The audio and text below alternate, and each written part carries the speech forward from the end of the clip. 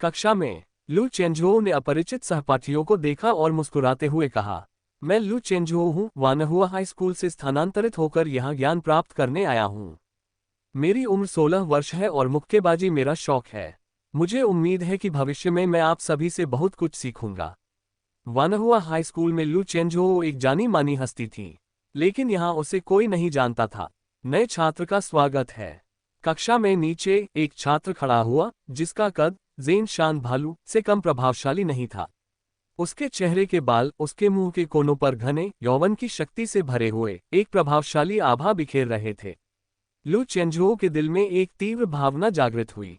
ये छात्र हुआंग हाओ से कहीं अधिक शक्तिशाली था, लगभग शी के बराबर, जब तक कि उसने 7वीं रैंक हासिल नहीं कर ली थी। ध्यान रहे, ये तो केवल प्रथम वर्ष की बात है, यानी ये व्यक्ति उसकी ही उम्र का था, फिर भी पहले से ही 6ठे रैंक पर था। क्या किसी शीर्ष मार्शल आर्ट स्कूल से संबद्ध हाई स्कूल ऐसा दिखता है? फांगशान के इस विशाल क्षेत्र में ऐसी प्रतिभाओं की कोई कमी नहीं थी। वे सू शहर के 15 मिलियन निवासियों में से सर्वश्रेष्ठ मार्शल युवा थे, जिन्हें शक्तिशाली लोगों द्वारा संरक्षित किया गया था। यहाँ आने से पहले झेन शान बियर ने लू चेंझो को बताया कि फांगशान की प्रत्येक इमारत में कम से कम एक तृतीय बीड़ी तोड़ने वाला तैनात था, जो कि किंगटियन कांग स्तर के एक शक्तिशाली केंद्र के बराबर था। फांगशान के भीतर गहराई में एक एकांतवासी रहता था जिसने चौथी बीड़ी को तोड़ दिया था। मार्शल आर्ट्स के grandmaster cast star golden dragon Wang Jidao. Lu Chenzhou ने उन्हें हुआ पर्वत पर आयोजित अखिल राष्ट्र मार्शल आर्ट प्रतियोगिता के लाइव प्रसारण के दौरान देखा था। अगर लू चेंझो इस दायरे में न आता तो उसे कभी पता भी नहीं चलता कि छिपे हुए ड्रैगन और घात लगाए बैठे बाघों से भरी ऐसी जगह उसके घर के बिल्कुल पास है। इसलिए यह आश्चर्य की बात नहीं है कि फांगशान के आसपास मछली पकड़ने की इच्छा रखने वाले कुछ मछुआरों को यह बताकर भगा दिया गया कि यह एक सैन्य प्रतिबंधित क्षेत्र है। दाढ़ी वाले छात्र के बाद और भी सहपाठियों ने लू चेंझो का स्वागत करने के लिए तालियां बजाईं। नए छात्र का स्वागत है। लू चेंझो, कितना अच्छा नाम है। तुम्हारा रैंक क्या है? चलो क्लास के बाद अभ्यास करते हैं। मार्शल आर्ट स्कूल में स्कूल का जोश बेहद प्रबल है। सभी लोग बहुत विनम्र थे, लेकिन लू चेंझो उस अंतर्निहित गर्व और अहंकार को महसूस कर सकता था क्योंकि यहाँ के लोग एक सामान्य हाई स्कूल के लोगों से बिल्कुल अलग दुनिया में थे। हुआंग हाओ की तरह उनमें भी आम लोगों से दूरी बनाए रखने की स्वाभाविक भावना थी। वे तभी आपके साथ ईमानदारी से पेश आते थे जब वे आपकी ताकत को पहचान लेते थे। बेशक इसका एक कारण ये भी था कि वे बहुत छोटे थे, उनका स्वभाव बचकाना था। यदि कोई मार्शल आर्टिस्ट बन जाता है, जी शुवांतोग और किंगटियन कांग जैसी शक्तिशाली शख्सियतों के स्तर तक पहुंच जाता है, तो वह स्वाभाविक रूप से लौट आता है, अधिक मिलनसार और कम गुस्सैल हो जाता है। झेन शान बेयर पहले वर्ष के लिए कक्षा शिक्षक थे। लू चेंझो का परिचय कराने के बाद वह चले गए।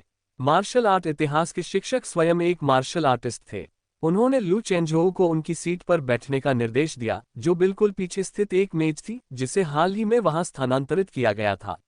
लू चेंझो के अपनी सीट पर बैठते ही शिक्षक ने पाठ जारी रखा। आज हम लिंकन शानग्रेन और dragon city martial arts university के पहले प्रधानाध्यापक ओल्ड ग्रैंड मास्टर जू की कहानी पर चर्चा कर रहे हैं, जिसमें वे मुक्केबाजी के सिद्धांतों पर बहस कर रहे हैं। इसमें हमें एलिफेंट फॉर्म फिस्ट के संस्थापक लिंकन शानग्रेन के गहन मुक्केबाजी सिद्धांत की झलक मिलती है। यह एक महत्वपूर्ण जानकारी है और मार्शल आर्ट्स कॉलेज प्रवेश परीक्षा में निश्चित रूप से पूछा जाएगा। मार्शल आर्ट प्रशिक्षण का मतलब सिर्फ मुक्केबाजी का अभ्यास करना नहीं था। किसी को मार्शल आर्ट का इतिहास, प्रमुख स्कूल, मुक्केबाजी का सिद्धांत, मानव शरीर रचना विज्ञान, पोषण आदि का भी अध्ययन करना चाहिए। मार्शल आर्ट की साधना से संबंधित सभी ज्ञान का अध्ययन करना चाहिए जिसकी परीक्षा ली जाएगी।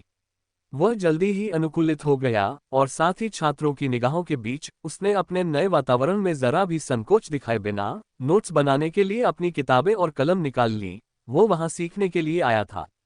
बीच में ही कक्षा में शामिल होने के कारण वह थोड़ा भ्रमित महसूस कर रहा था और उसे पता था कि उसे कक्षा के बाद शिक्षकों और सहपाठियों की मदद से बाकी विषयों की जानकारी हासिल करने का कोई तरीका ढूंढना होगा।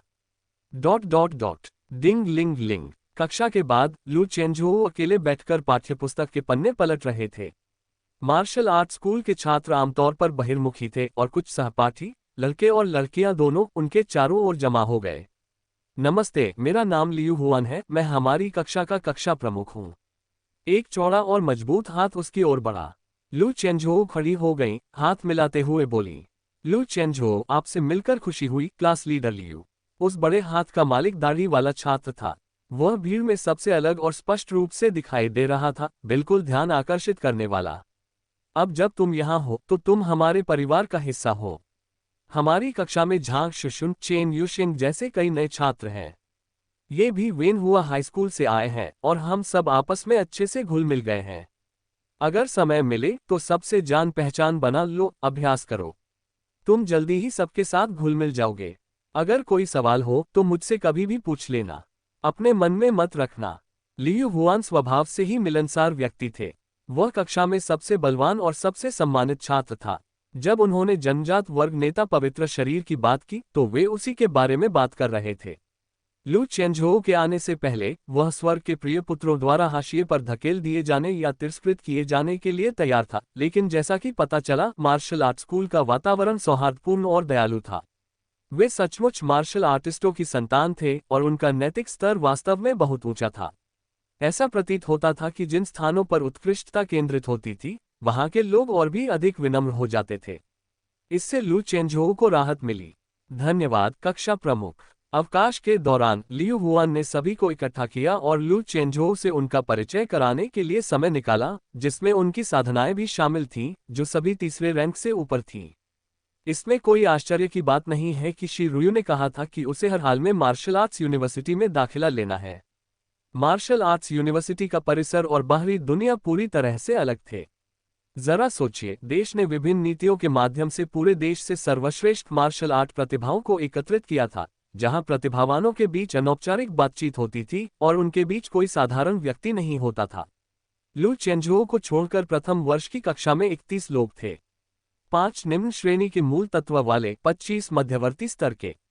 जहां तक टॉप क्लास रूट बोन की बात है, 6 साल की उम्र में ही उन्हें राष्ट्र द्वारा शीर्ष मार्शल विश्वविद्यालयों के मुख्यालय या शाखाओं में भेज दिया जाता था, जहां उन्हें विशेष प्री स्कूल शिक्षकों द्वारा शुरू से ही पढ़ाया जाता था और 12 साल की अनिवार्य शिक्षा पूरी तरह से छूट मिल जाती थी। उनके माता पिता को भी उनके साथ रहने के लिए स्कूल में ही रहने की अनुमति थी। वे प्रतिभाशाली कक्षाओं में पढ़ते थे। लू चेंझोऊ की उम्र में वे संभवतः पहले से ही उच्च तृतीय रैंक में थे। अत्यंत शैतानी प्रतिभा वाले लोग तो पहली बेड़ियों को भी तोड़ सकते हैं। मुद्दे पर वापस आते हैं। लू चेंझोऊ की प्रथम वर्ष की कक्षा में सबसे मजबूत कैडर 4 थे, जिनमें कक्षा प्रमुख लियू हुआन, उप कक्षा प्रमुख युआन झेगांग, अनुशासन समिति सदस्य जी चांदकुंड और मार्शल एथिक्स समिति सदस्य वेन तियांगे शामिल थे। ये सभी मध्यवर्ती मूलस्थी और छठे रैंक की साधना वाले थे। शेष 27 लोगों में से 6 पांचवें रैंक के, 10 चौथे रैंक के और 11 तीसरे रैंक के थे।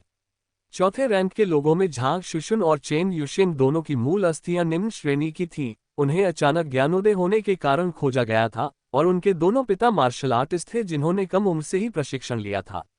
इस अवलोकन के बाद, यद्यपि नवागंतुक लू चेंझोऊ में सबसे कम ताकत थी, फिर भी वह आत्मविश्वास से भरा हुआ था क्योंकि उसने अभी अभी हाई स्कूल में ही मेहनत करना शुरू किया था, जिसका अर्थ है कि उसके पास सुधार की काफी गुंजाइश थी।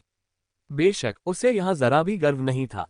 स्कूल का पहला दिन ऐसे ही बीत गया, जिसमें लू चेंझोऊ का मुख्य काम अपने सहपाठियों के साथ अच्छे संबंध बनाना था, जिससे उसे बाद में उन पाठों के बारे में पूछताछ करने में आसानी हो जो उसने पहले नहीं सीखे थे।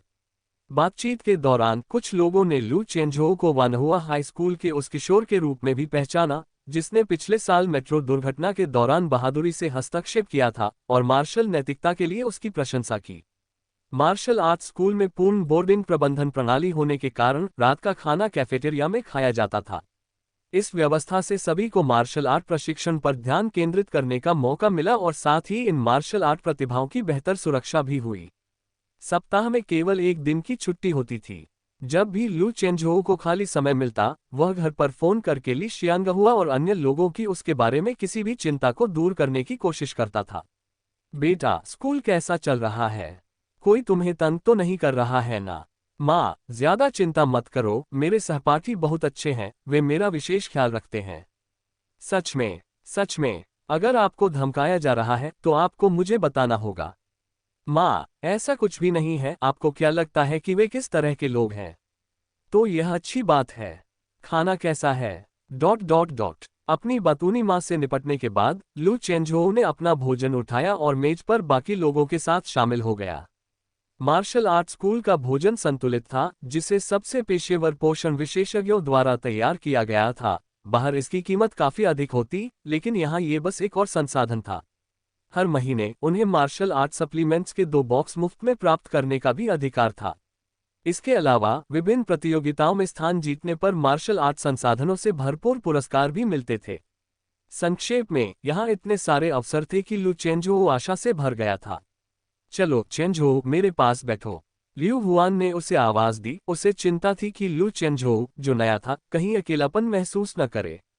कक्षा प्रमुख होने के नाते वह दिखने में भले ही सख्त लगता था, लेकिन असल में बहुत ही दयालु था। जरूर, लू चेंजो बैठ गया। चेंजो, मैंने सुना है कि तुमने flying swallow martial arts hall में प्रशिक्षण लिया है। 5वीं श्रेणी की साधना प्राप्त एक छात्रा चश्मा पहने हुए उसके बगल में बैठ गई। आमतौर पर मार्शल आर्टिस्टों को कम ही मायोपिया होता है, इसलिए उसने लू चेंजो पर गहरा प्रभाव डाला।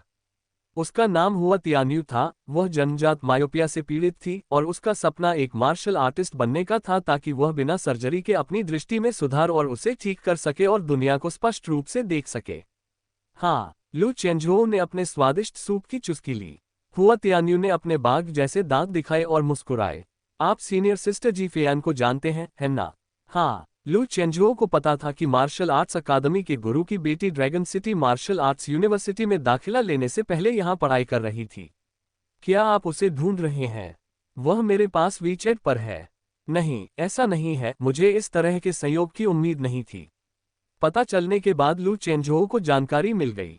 जी फेयान भी लियू हुआन की तरह हाई स्कूल में एक उल्लेखनीय छात्रा थी।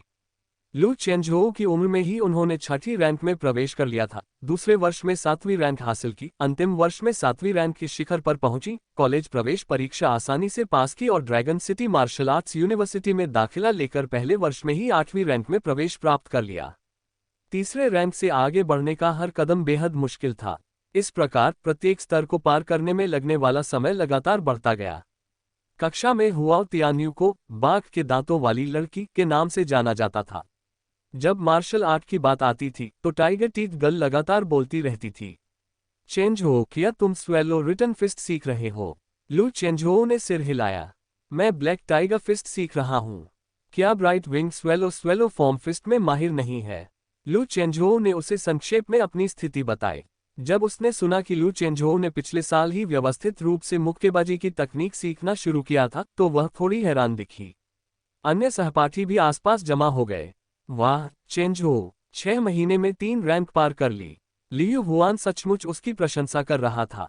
हालांकि वह अभी 6ठे रैंक पर था, लेकिन उसने जूनियर हाई स्कूल के पहले साल में ही रैंक सिस्टम में प्रवेश कर लिया था। उसके माता पिता मार्शल आर्टिस्ट नहीं थे, बस उसमें असाधारण प्रतिभा थी। साथ ही उसका परिवार बहुत धनी था और उसने बचपन से ही मार्शल आर्ट सप्लीमेंट्स का सेवन किया था, जिसके परिणामस्वरूप 6ठे रैंक तक उसकी तेजी से प्रगति हुई। तब से वह लंबे समय से 6ठे रैंक पर अटका हुआ था और 7वें रैंक तक पहुंचने के लिए उसे हाई स्कूल के दूसरे या शायद अंतिम वर्ष तक इंतजार करना होगा, और अगर किस्मत खराब रही तो विश्वविद्यालय तक भी इंतजार करना पड़ सकता है। चेन युशेंग, जो खुद भी एक घटिया किस्म की हड्डी लिए हुए था, चिकन लेग खा रहा था और बोला, तत्काल ज्ञान प्राप्ति के लिए सबसे तेज सफलताएं पहले 3 स्तरों में मिलती हैं। मैंने 1 साल पहले इस श्रेणी प्रणाली में प्रवेश किया, आसानी से 3 स्तरों को पार किया और फिर चौथे स्तर में प्रवेश किया। और फिर मैं यहाँ भी अटक गया। दुबले पतले और लंबे कद के झांग शुशुन ने अपनी सहमति व्यक्त की। मैं और बूढ़ा चेन दोनों चौथे रैंक पर अटके हुए हैं। डार्क फोर्स दायरे में आगे बढ़ना बहुत मुश्किल है, लेकिन अगर हम कॉलेज प्रवेश परीक्षा से पहले 5वें रैंक तक पहुंच जाएं और dragon city martial arts university के लिए योग्यता पूरी कर लें, तो सब ठीक हो जाएगा। भाई, मैं तुम्हें हतोत्साहित करने की कोशिश नहीं कर रहा हूं, बस अपना अनुभव साझा कर रहा हूं। लू चेंजो मुस्कुराए और बोली, बिल्कुल नहीं, आप दोनों के अनुभव साझा करने के लिए मैं आभारी हूं। भविष्य में चाहे जो भी हो, प्रयास करते रहना अच्छी बात है। मुझे उम्मीद है कि हम सभी dragon city martial arts university में प्रवेश पा लेंगे। हुओ तियान्यू ने कहा, नए लड़के को डराओ मत छोटे भाई। मैं तुम्हें बता दूं, हमारे जिले में 100 से ज्यादा छात्र नहीं हैं, लेकिन 80% से ज्यादा dragon city martial arts university में दाखिला ले चुके हैं, और बाकी को भी पिंगजियांग मार्शल आर्ट्स यूनिवर्सिटी जैसे स्थानीय प्रसिद्ध स्कूलों द्वारा उत्सुकता से भर्ती किया जा रहा है। शीर्ष स्तर के मार्शल आर्ट विश्वविद्यालय की प्रतिष्ठा वास्तव में बहुत उपयोगी साबित हुई। एक दूसरे से परिचित होने का सबसे आसान तरीका खाने की मेज ही थी। सब लोग हर विषय पर बातें कर रहे थे। चर्चा का अपरिहार्य विषय हमेशा सबका पसंदीदा मार्शल आर्टिस्ट ही होता था। कैंटियन ड्रैगन किंग को निसंदेह नंबर 1 चुना गया। जहां तक द्वितीय और तृतीय वर्ष के छात्रों की बात है, वे मार्शल आर्ट कॉलेज प्रवेश परीक्षा की तैयारी में व्यस्त थे। भोजन के दौरान शायद ही कभी बातचीत करते थे और खाने के बाद वे हेवनली पाइल और पंचिंग का अभ्यास करने जाते थे। यहाँ मार्शल आर्ट का माहौल बेहद तीव्र था। हालांकि ऐसा प्रतीत होता था कि कक्षा में युवा प्रेम के मामले चल रहे थे, क्योंकि लू चेंजो ने हुओ तियान्यू और कक्षा के उपाध्यक्ष युआन जिगांग को एक साथ बैठे और कभी कभी एक दूसरे को खाना खिलाते हुए देखा था। ये किशोरावस्था के मीठे और मासूम स्नेह से भरा हुआ था। अन्य सहपाठी अक्सर इस बारे में मजाक करते थे, अरे अरे अरे, तुम दोनों चुप हो जाओ। लियू हुआन इसे और बर्दाश्त नहीं कर सका और उसने एक मुक्का मार दिया। अरे अरे, युआन जिगांग ने शर्माते हुए हंसा। हुओ तियान्यू काफी सीधा था। अनुशासन समिति के सदस्य ने इस बारे में कुछ नहीं कहा है। जी चांदकोन को खांसी हुई। Ads by pub future ads. मैंने तुमसे कहा था लेकिन तुम सुनते नहीं हो। और चूंकि तुम्हारे दोनों परिवार सहमत हो गए हैं, इसलिए हम तुम्हारे दो बड़े परिवारों के बीच गठबंधन को बाधित नहीं करेंगे। लू चेंजो ने यहां तक सुना और स्थिति को मोटे तौर पर समझ लिया। हुओ तियान्यू और युआन जिगांग संभवतः मार्शल आर्ट परिवारों से संबंधित थे, जहां एक सच्चा परिवार कहलाने के लिए आमतौर पर एक ऐसे मार्शल आर्ट ग्रैंडमास्टर की आवश्यकता होती है जिसने चौथे बंधन को तोड़ दिया हो। ये देखकर कि लू चेंजो अभी भी अटकलें लगा रहे हैं, सैन्य नैतिकता समिति के सदस्य वेन तियांगे ने कहा, आप सही कह रहे हैं। यह उत्तर में स्थित कांग शहर का हुआ परिवार और सू शहर में हमारा स्थानीय बड़ा परिवार युआन परिवार है। लू चेंजो को अचानक एहसास हुआ। हुओ तियान्यू और युआन जिगांग ने एक साथ व्यंग्य करते हुए कहा, खाने का समय हो गया है। हम तो अपने परिवारों में मामूली किरदार हैं। हमारे परिवारों के असली प्रतिभाशाली बच्चे हाई स्कूल नहीं जाते, बल्कि परिवार द्वारा सुनियोजित तरीके से शीर्ष मार्शल विश्वविद्यालयों में भेजे जाते हैं। हमारे जैसे नौसिखियों के विपरीत, जो अभी तक शक्ति परिवर्तन के स्तर तक भी नहीं पहुंचे हैं। धिक्कार है, तुम लोग खुद को नौसिखिया कहते हो। इससे हम क्या हो जाते हैं? नहीं, मैं तो बस सच बता रहा हूं। बेबस हुओ तियान्यू थोड़ा उदास लग रहा था। लू चेंजो जानती थी कि मार्शल आर्ट परिवारों के भीतर प्रतिस्पर्धा बहुत तीव्र थी। शीर्ष स्तर की प्रतिभाओं के लिए संसाधनों को प्राथमिकता दी जाएगी ताकि यह सुनिश्चित किया जा सके कि हर पीढ़ी के लिए मार्शल आर्ट ग्रैंडमास्टर हो। इसका उद्देश्य आधुनिक समाज में अपना प्रभाव बनाए रखना था। मार्शल आर्ट परिवार में एक साधारण शिष्य का जीवन वास्तव में उतना शानदार नहीं होता जितना कि देखने में लगता है। फिर भी वे 99.9% लोगों पर हावी रहे।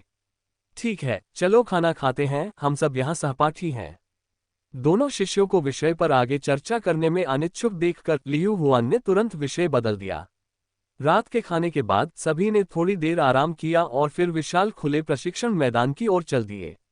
यहाँ विभिन्न प्रकार की कृषि सुविधाएं पूरी तरह से सुसज्जित थीं। मार्शल आर्ट्स कक्षा के साथ पाठ्यक्रम स्वाभाविक रूप से मुक्केबाजी तकनीकों पर केंद्रित था, जो अक्सर उनके संबंधित मार्शल विश्वविद्यालयों से संबंधित होती थीं, जिसमें प्रथम वर्ष के छात्रों के लिए 2 प्राथमिक पाठ्यक्रम थे। पब फ्यूचर एड्स, उनमें से एक dragon and tiger heavenly pile था, जो साधना का आधार था। दूसरी प्रकार की मार्शल आर्ट हाथी के आकार की सामान्य मार्शल आर्ट थी। जैसा कि नाम से ही स्पष्ट है, एलिफेंट फॉर्म में मानव शरीर को प्रशिक्षित करने और मार्शल तकनीकों का प्रदर्शन करने के लिए विभिन्न जानवरों की ताकत और रूपों की नकल करना शामिल है। ये दाशिया की मार्शल आर्ट का एक महत्वपूर्ण हिस्सा है, जो बाद में कई स्कूलों में विकसित हुआ और प्रमुख मुक्केबाजी शैलियों को प्रभावित किया। हाथी रूप वाली मार्शल आर्ट पर मुख्य रूप से dragon city martial arts university का वर्चस्व था। पेड़ के मुख्य तने की तरह हाथी के रूप को भी विभिन्न रूपों के आधार पर सैकड़ों शाखाओं में विभाजित किया जा सकता है, जैसे बाघ के रूप के लिए काला बाघ मुक्का, निगलने वाले रूप के लिए निगलने वाला वापसी मुक्का और बंदर के रूप के लिए सफेद बंदर मुक्का इत्यादि। सू शहर के युआन जिगांग का परिवार वानर रूप धारण करने में निपुण था। युआन परिवार की पिंगजियांग मार्शल आर्ट्स विश्वविद्यालय में गहरी जड़ें थीं और वे उससे घनिष्ठ रूप से जुड़े हुए थे। बातचीत के दौरान लू चेंजोऊ को यह भी पता चला कि पिंगजियांग मार्शल आर्ट्स विश्वविद्यालय में उनके शिक्षक युआन जिगांग के पिता थे, जो break second shackles sky sprawling app Yuan Tianqi के नाम से प्रसिद्ध थे। कुछ ही समय बाद लगभग 1.75 मीटर लंबा एक आदमी आया। उनकी निगाहें गहरी और बेहद शक्तिशाली थीं। सभी लोग यहाँ हैं। स्कूल ने पहले ही हाथी रूप की 4 मार्शल कलाओं में से आध्यात्मिक बंदर मुट्ठी, मंटिस मुट्ठी, जल सर्प हाथ और काला बाघ मुट्ठी को कवर कर लिया है। आप सभी अपनी क्षमता के अनुसार किसी एक में विशेषज्ञता हासिल करने का चुनाव करें। सभी को सीखने की आवश्यकता नहीं है, लालच से समझ में भ्रम पैदा होगा। आगे मैं इन मुट्ठी तकनीकों से संबंधित गति तकनीकों को सिखाऊंगा। मुझे पता है कि आप में से कुछ लोग मार्शल आर्ट परिवारों से आते हैं, कुछ ऐसे परिवारों से आते हैं जो मार्शल आर्ट अकादमियां चलाते हैं, और आप में से कुछ लोग मार्शल आर्ट की तकनीकों से परिचित हैं। आपकी पृष्ठभूमि चाहे जो भी हो, मेरी कक्षा में आपको लगन से अध्ययन करना है, चालाकी दिखाने की कोशिश मत करो। आज मैं माउंटेन क्रॉसिंग बॉडी से शुरुआत करूंगा, जो ब्लैक टाइगर फिस्ट की सहायक गति तकनीक है। जो लोग मुख्य रूप से ब्लैक टाइगर फिस्ट का अभ्यास करते हैं वे ध्यान दें, और यदि आपको कोई शंका हो तो मुझसे पूछें। शिक्षक बहुत सख्त थे और सहजता से सम्मान प्राप्त कर लेते थे। लू चेंझो ने कक्षा अध्यक्ष से पहले ही इस बारे में पूछ लिया था। ये चा चिहू होंग फू था, जो प्रथम श्रेणी का मार्शल आर्टिस्ट था और टाइगर फॉर्म में माहिर था। निम्न श्रेणी के ब्लैक टाइगर फिस्ट पर उसकी महारत पूर्णता तक पहुंच चुकी थी। इससे लू चेंझो में काफी उत्सुकता पैदा हो गई। पहले तो वह माउंटेन क्रॉसिंग बॉडी को स्वयं सीखना चाहता था, लेकिन अब इसकी कोई आवश्यकता नहीं थी। इतने प्रसिद्ध शिक्षक के मार्गदर्शन में वह आगामी मार्शल आर्ट्स अकादमी विनिमय प्रतियोगिता के लिए आत्मविश्वास से भरा हुआ था। चा चिहू ने पूछा, यहाँ कौन मुख्य रूप से ब्लैक टाइगर फिस्ट का अभ्यास करता है? अपने हाथ उठाएं। लू चेंझो सहित कक्षा में 12 लोग इसका अभ्यास कर रहे थे। टाइगर फॉर्म और ड्रैगन फॉर्म को एलिफेंट फॉर्म मार्शल आर्ट की 2 सबसे लोकप्रिय शाखाएं माना जाता था, जो शक्ति का पर्याय थी। ब्लैक टाइगर फिस्ट भयंकर और निर्दयी था, जो दुश्मनों को पराजित करने के लिए सबसे उपयुक्त था। चा चिहू ने लू चेंझो की ओर देखा और पूछा, यहाँ नए हो? मैं लू चेंझो हूँ, आज ही वानहुआ हाई स्कूल से स्थानांतरित हुआ हूँ। ब्लैक टाइगर फिस्ट, तुम किस क्षेत्र में हो? कुछ समय पहले ही एक छोटी सी सफलता हासिल की है। ठीक है, अगर आपको मुक्केबाजी की दूसरी तकनीकों में दिलचस्पी है तो आप अपने उन सहपाठियों से मार्गदर्शन ले सकते हैं जो उन्हें जानते हैं। इसके अलावा स्कूल में हर दिन सार्वजनिक कक्षाएं होती हैं, जहां शिक्षक 1 घंटा प्रश्नों के उत्तर देने में बिताते हैं, जो विभिन्न मुक्केबाजी तकनीकों का अभ्यास करने वाले छात्रों के लिए सलाह लेने के लिए सुविधाजनक है। ब्लैक टाइगर फिस्ट में आपके मुख्य विषय के लिए भविष्य में मुझसे मिले। चा चिहू ने धैर्यपूर्वक लू चेंझो को इसके बारे में बताया। धन्यवाद शिक्षक। लू चेंझो गंभीर भाव से लाइन में लौट आया। होंग फू ने कहा, माउंटेन क्रॉसिंग बॉडी वास्तव में ब्लैक टाइगर फिस्ट के मूल सिद्धांतों से विकसित हुई है। यदि आपने पहले ही ब्लैक टाइगर फिस्ट के कुछ बुनियादी चरणों और गति तकनीकों में महारत हासिल कर ली है, तो आपको इस विधि को सीखना विशेष रूप से आसान लगेगा। मेरे प्रदर्शन को ध्यान से देखें, और अगर आपको इसे करने का तरीका नहीं पता है तो ध्यान दें। जैसे ही उसने बोलना समाप्त किया, उसका शरीर थोड़ा झुक गया, मानो घास में छिपा हुआ सफेद माथे वाला बाघ हो। फिर वह फुर्ती से हिलते डुलते लकड़ी के खंभों पर कूद गया, जिनका उपयोग गति तकनीकों का अभ्यास करने के लिए किया जाता था। माउंटेन क्रॉसिंग बॉडी अन्य मूवमेंट तकनीकों से अलग है। सतह पर यह कुछ भारी और धीमी लग सकती है, लेकिन इसके भीतर एक रहस्य छिपा है।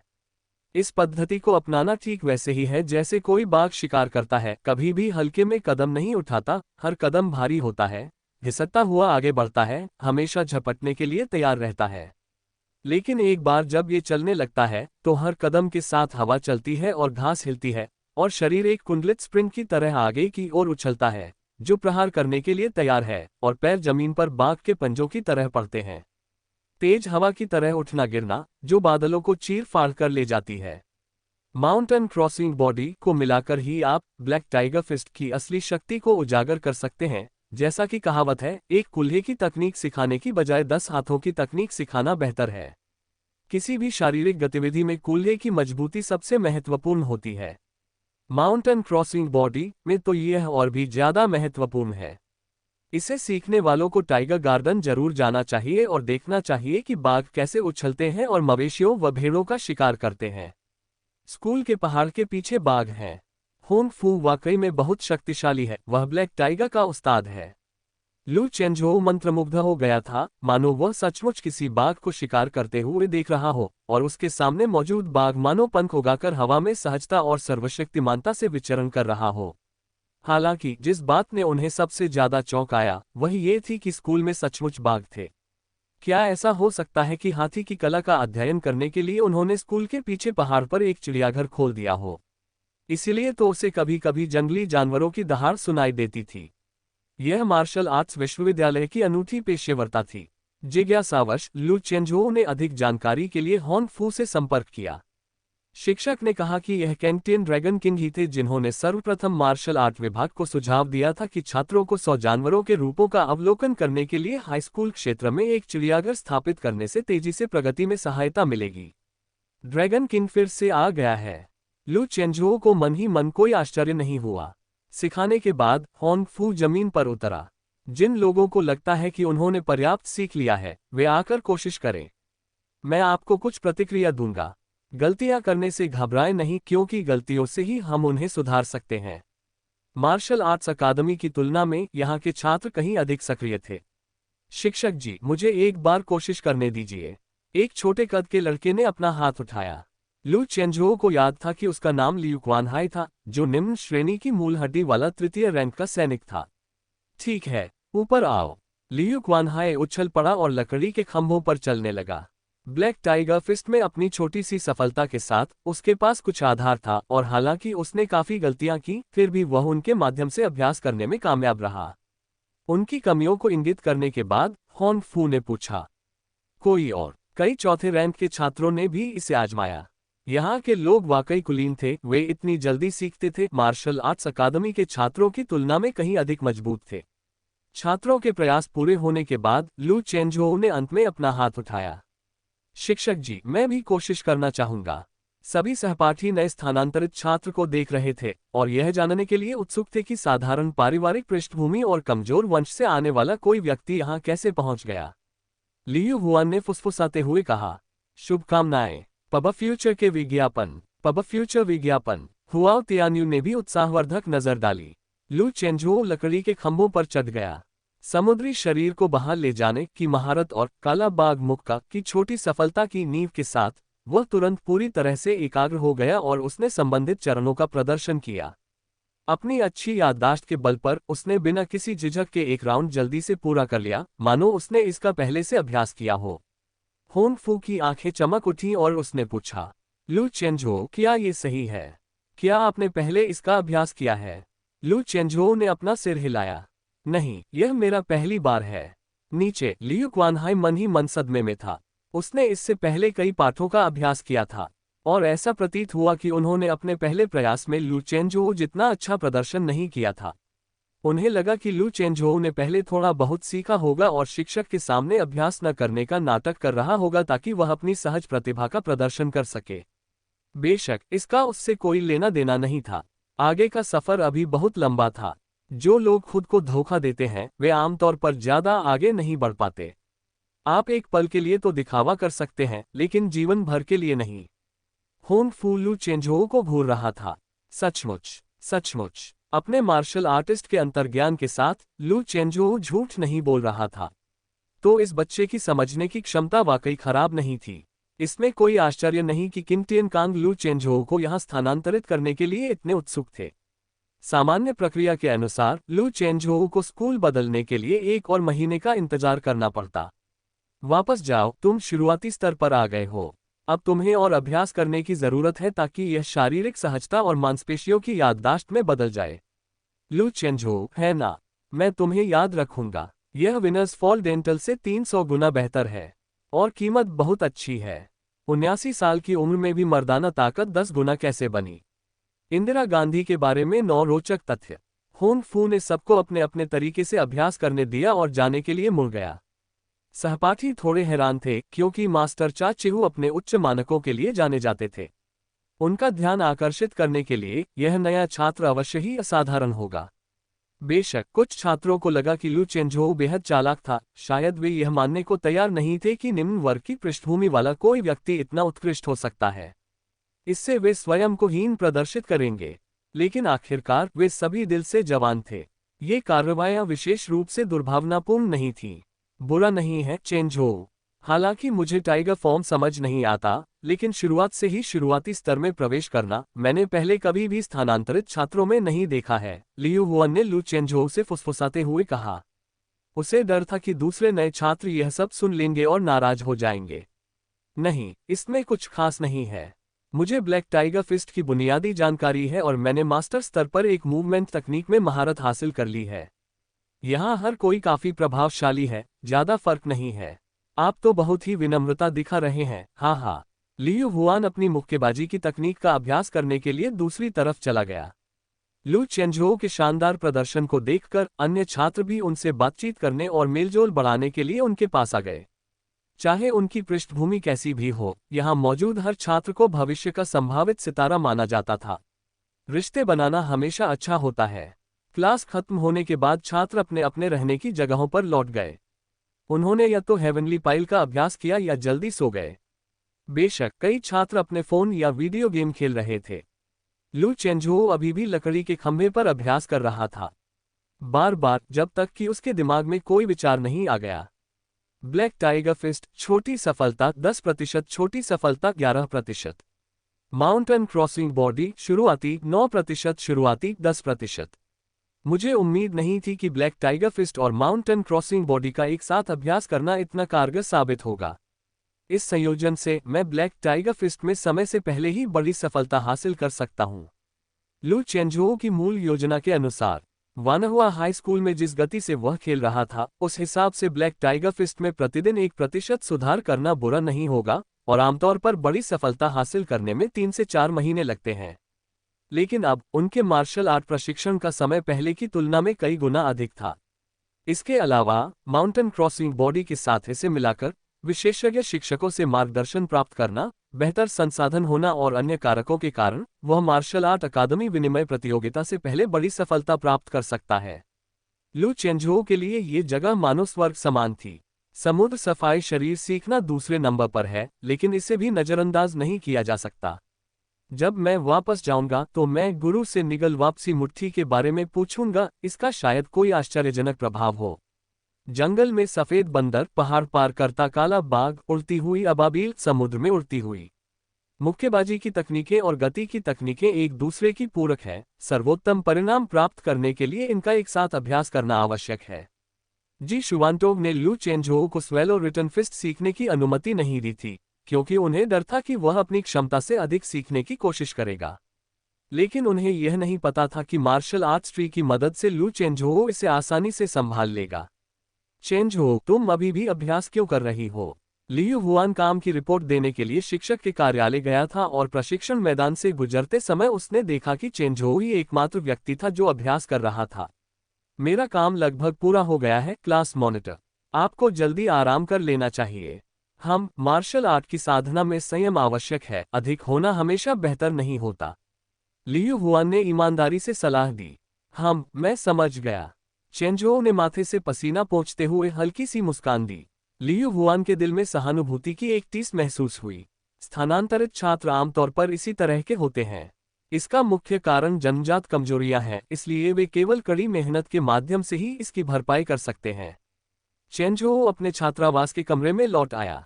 मार्शल आर्ट्स हाई स्कूल में प्रत्येक छात्र का अपना कमरा होता था, जो कि बड़ा तो नहीं था, लेकिन घर पर उसके बेडरूम से कई गुना बड़ा था और विभिन्न प्रशिक्षण सुविधाओं से सुसज्जित था। कितना अच्छा है। चेंझोउ ने हेवनली पाइल का अभ्यास जारी रखा। दक्षता में 1% की वृद्धि के साथ वह पहले ही पसीने से भीग चुका था, और तभी उसने अपने दिन का काम समाप्त किया और संदेशों की जांच करने के लिए स्नान करने के बाद बिस्तर पर लेट गया। मार्शल आर्ट्स सोसाइटी के ग्रुप चैट में कई 100 संदेश थे। चेंझोउ, ड्रैगन सिटी हाई स्कूल कैसा है? क्या आप तस्वीरें ले सकते हैं? वहां के शिक्षकों का साधना स्तर क्या है? चलिए इस सप्ताहांत साथ में डिनर करते हैं।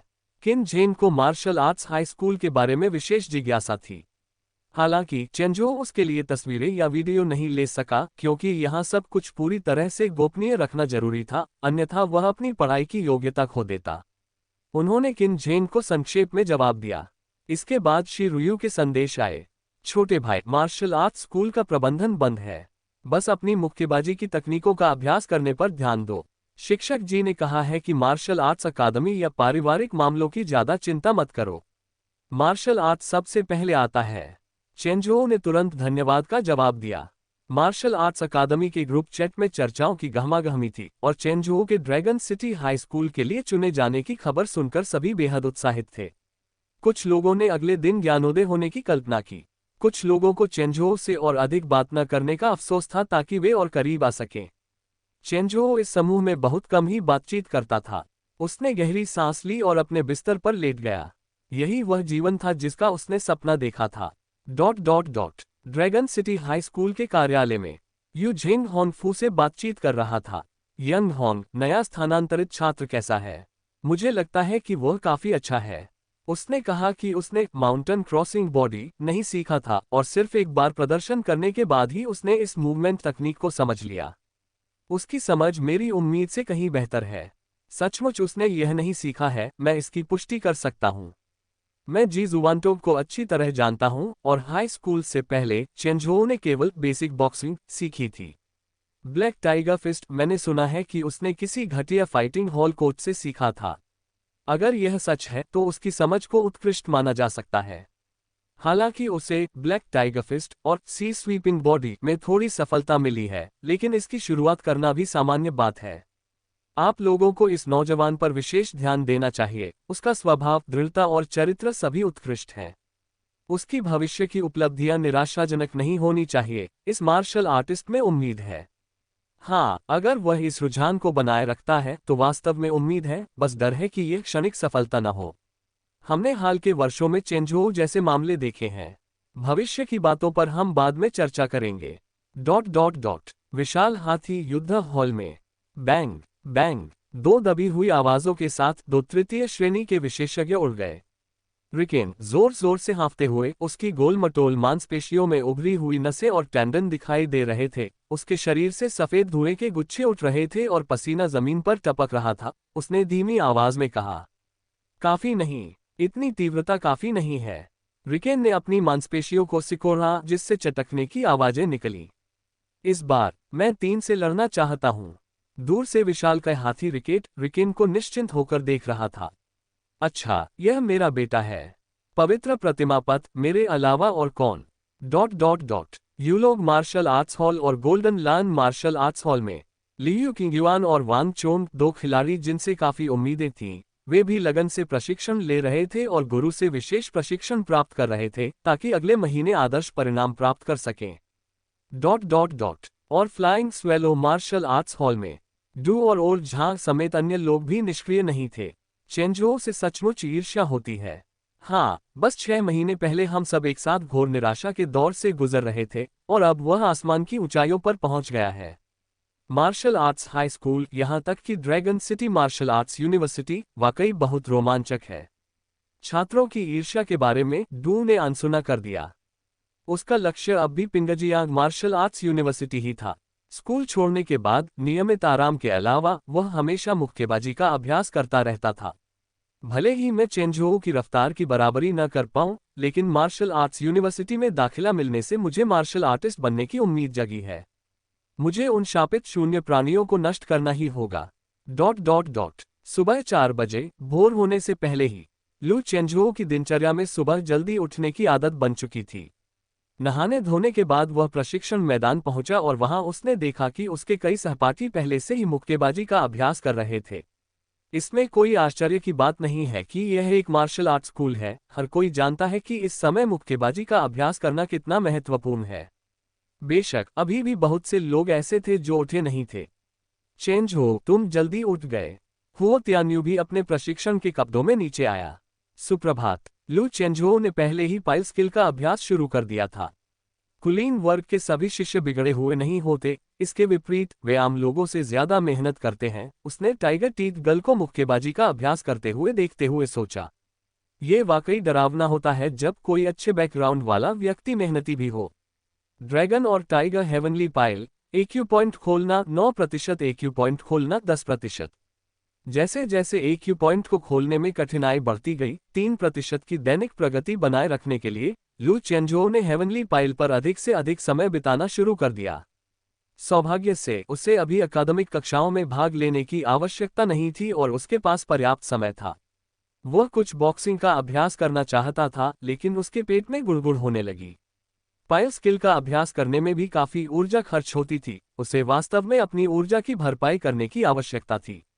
तभी लियू हुआन ने उसे नाश्ता करने के लिए बुलाया और लू चेंजो भी उनके साथ शामिल हो गया। नाश्ते के बाद लियू हुआन ने कहा, चेंजो चलो चलते हैं। मैं तुम्हें पीछे वाले पहाड़ पर ले चलता हूं जहां तुम बाघों को शिकार करते देखोगे।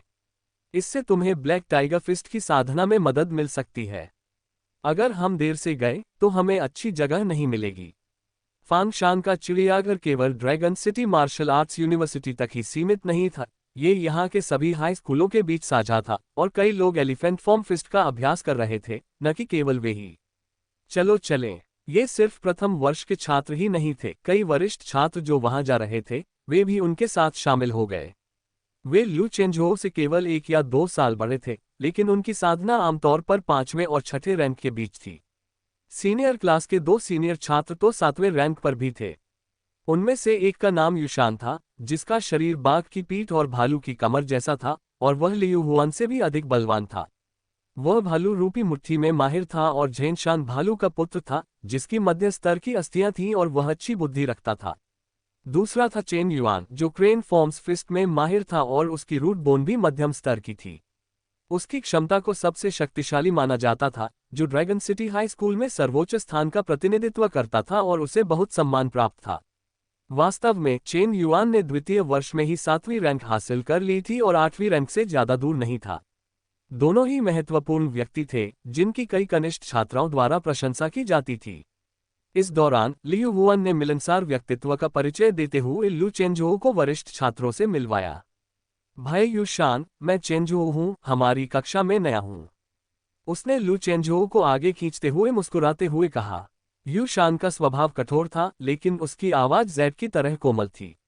छोटे भाई, क्या तुम कल अच्छे से ढल गए? भाई, यहाँ का माहौल काफी अच्छा है। फिर लियू हुआन ने चेन युआन से संपर्क किया। चेंजो, ये वही भाई चेन युआन है जिनके बारे में मैंने आपको बताया था। लू चेंजो ने अपने सामने खड़े उस आकर्षक व्यक्ति को देखा। उसके लंबे बाल ताओवादी मिश्रित युआन जूड़े में बंधे हुए थे। वह बहुत लंबा या मजबूत कद काठी का नहीं था, लेकिन उसकी आत्मा जीवंत थी और उसकी आंखें सुस्त लेकिन भेदक थीं। भाई, चेन युआन ने थोड़ा सिर हिलाया और धीरे से कहा, अब जब तुम यहाँ हो तो तुम ड्रैगन सिटी के सदस्य हो। अगर तुम्हें कोई समस्या हो तो मेरे पास आना। उनका स्वभाव अलग थलग रहने वाला था और वे ज्यादा बातूनी नहीं थे। लू चेंजो के सभी से मिलने के बाद समूह चिड़ियाघर पहुंचा। तब तक कुछ छात्र पहले से ही उन जानवरों को देखने में लगे हुए थे जिनमें वे विशेषज्ञ थे। बंदर, जंगली मुर्गियां, भेड़िए, चीले, भालू। ये कुछ अजीबोगरीब दृश्य था। चाहे यह उपयोगी था या नहीं, लू चेंजो उनके साथ शामिल हो गया। टाइगर गार्डन सबसे अधिक भीड़भाड़ वाला स्थान था, जिसमें पूर्वोत्तर के कई खूंखार बाघ रखे गए थे, जिनमें से सबसे शक्तिशाली बाघ के शरीर पर घने काले निशान थे, जो पहली नज़र में लगभग काले बाघ जैसा दिखता था। उसकी आभा भयंकर थी। वह अपनी गोल गोल आंखों से अपने आसपास के वातावरण का जायजा ले रहा था। बाघ सभी जानवरों का राजा है और अब वह पूरी तरह से अपना प्रभुत्व प्रदर्शित कर रहा है। लू चेंजो पहले भी चिड़ियाघर जा चुका था, लेकिन सीखने की प्रवृत्ति वाले बाघ को देखना उनके लिए एक नया अनुभव था। उन्होंने पाया कि ब्लैक टाइगर फिस्ट सिद्धांत में उल्लिखित कुछ प्रमुख बिंदु वास्तव में वास्तविक बाघों के व्यवहार से मेल खाते हैं। उसके बगल में imperial capital martial arts university का एक छात्र खड़ा था, जिसने ग्रेट वॉल पैटर्न वाली स्कूल यूनिफॉर्म पहनी हुई थी। ऐसा लग रहा था मानो उसे कुछ ज्ञान प्राप्त हो गया हो और वह वहीं पर ब्लैक टाइगर फिस्ट का अभ्यास करने लगा। बाकी लोगों को इसमें कोई हैरानी नहीं हुई। इस चिड़ियाघर में मौके पर ही मार्शल आर्ट का अभ्यास करना आम बात थी। लू चेंजो ने उस विशेष ब्लैक टाइगर की गतिविधियों का अवलोकन किया। उसे पता भी नहीं चला कि वह कितनी गहराई से उसमें लीन हो गया था, मानो उसका दिमाग उसके शरीर से अलग हो गया हो, उसकी आत्मा उस काले बाघ के भीतर निवास कर रही हो और उसके नजरिए के साथ आगे बढ़ रही हो। ब्लैक टाइगर बनकर पहाड़ों में गश्त लगाना, न केवल इसकी आकृति की नकल करने के लिए बल्कि इसके सार और भावना की भी। वह अनजाने में ही मुक्केबाजी का अभ्यास करने लगा और अभूतपूर्व अवस्था में ब्लैक टाइगर फिस्ट का एक राउंड पूरा किया, जिसका अंत एक अद्भुत संतोषजनक अनुभूति के साथ हुआ। उसने डार्टियन श्वास क्रिया पूरी की और मार्शल आर्ट्स ट्री की ओर देखा। उसका दिल हलचल से भर गया। उसने ब्लैक टाइगर फिस्ट के पत्ते को हल्का सा हिलते हुए देखा, ऐसा पहले कभी नहीं हुआ था। उसी समय एक सूचना ध्वनि सुनाई दी। प्रेरणा मिली, कार्यक्षमता दोगुनी हो गई। ब्लैक टाइगर फिस्ट छोटी सफलता 11%, छोटी सफलता 13%। सिर्फ एक अभ्यास और ये 10 सामान्य अभ्यासों के बराबर है। इतनी उच्च दक्षता।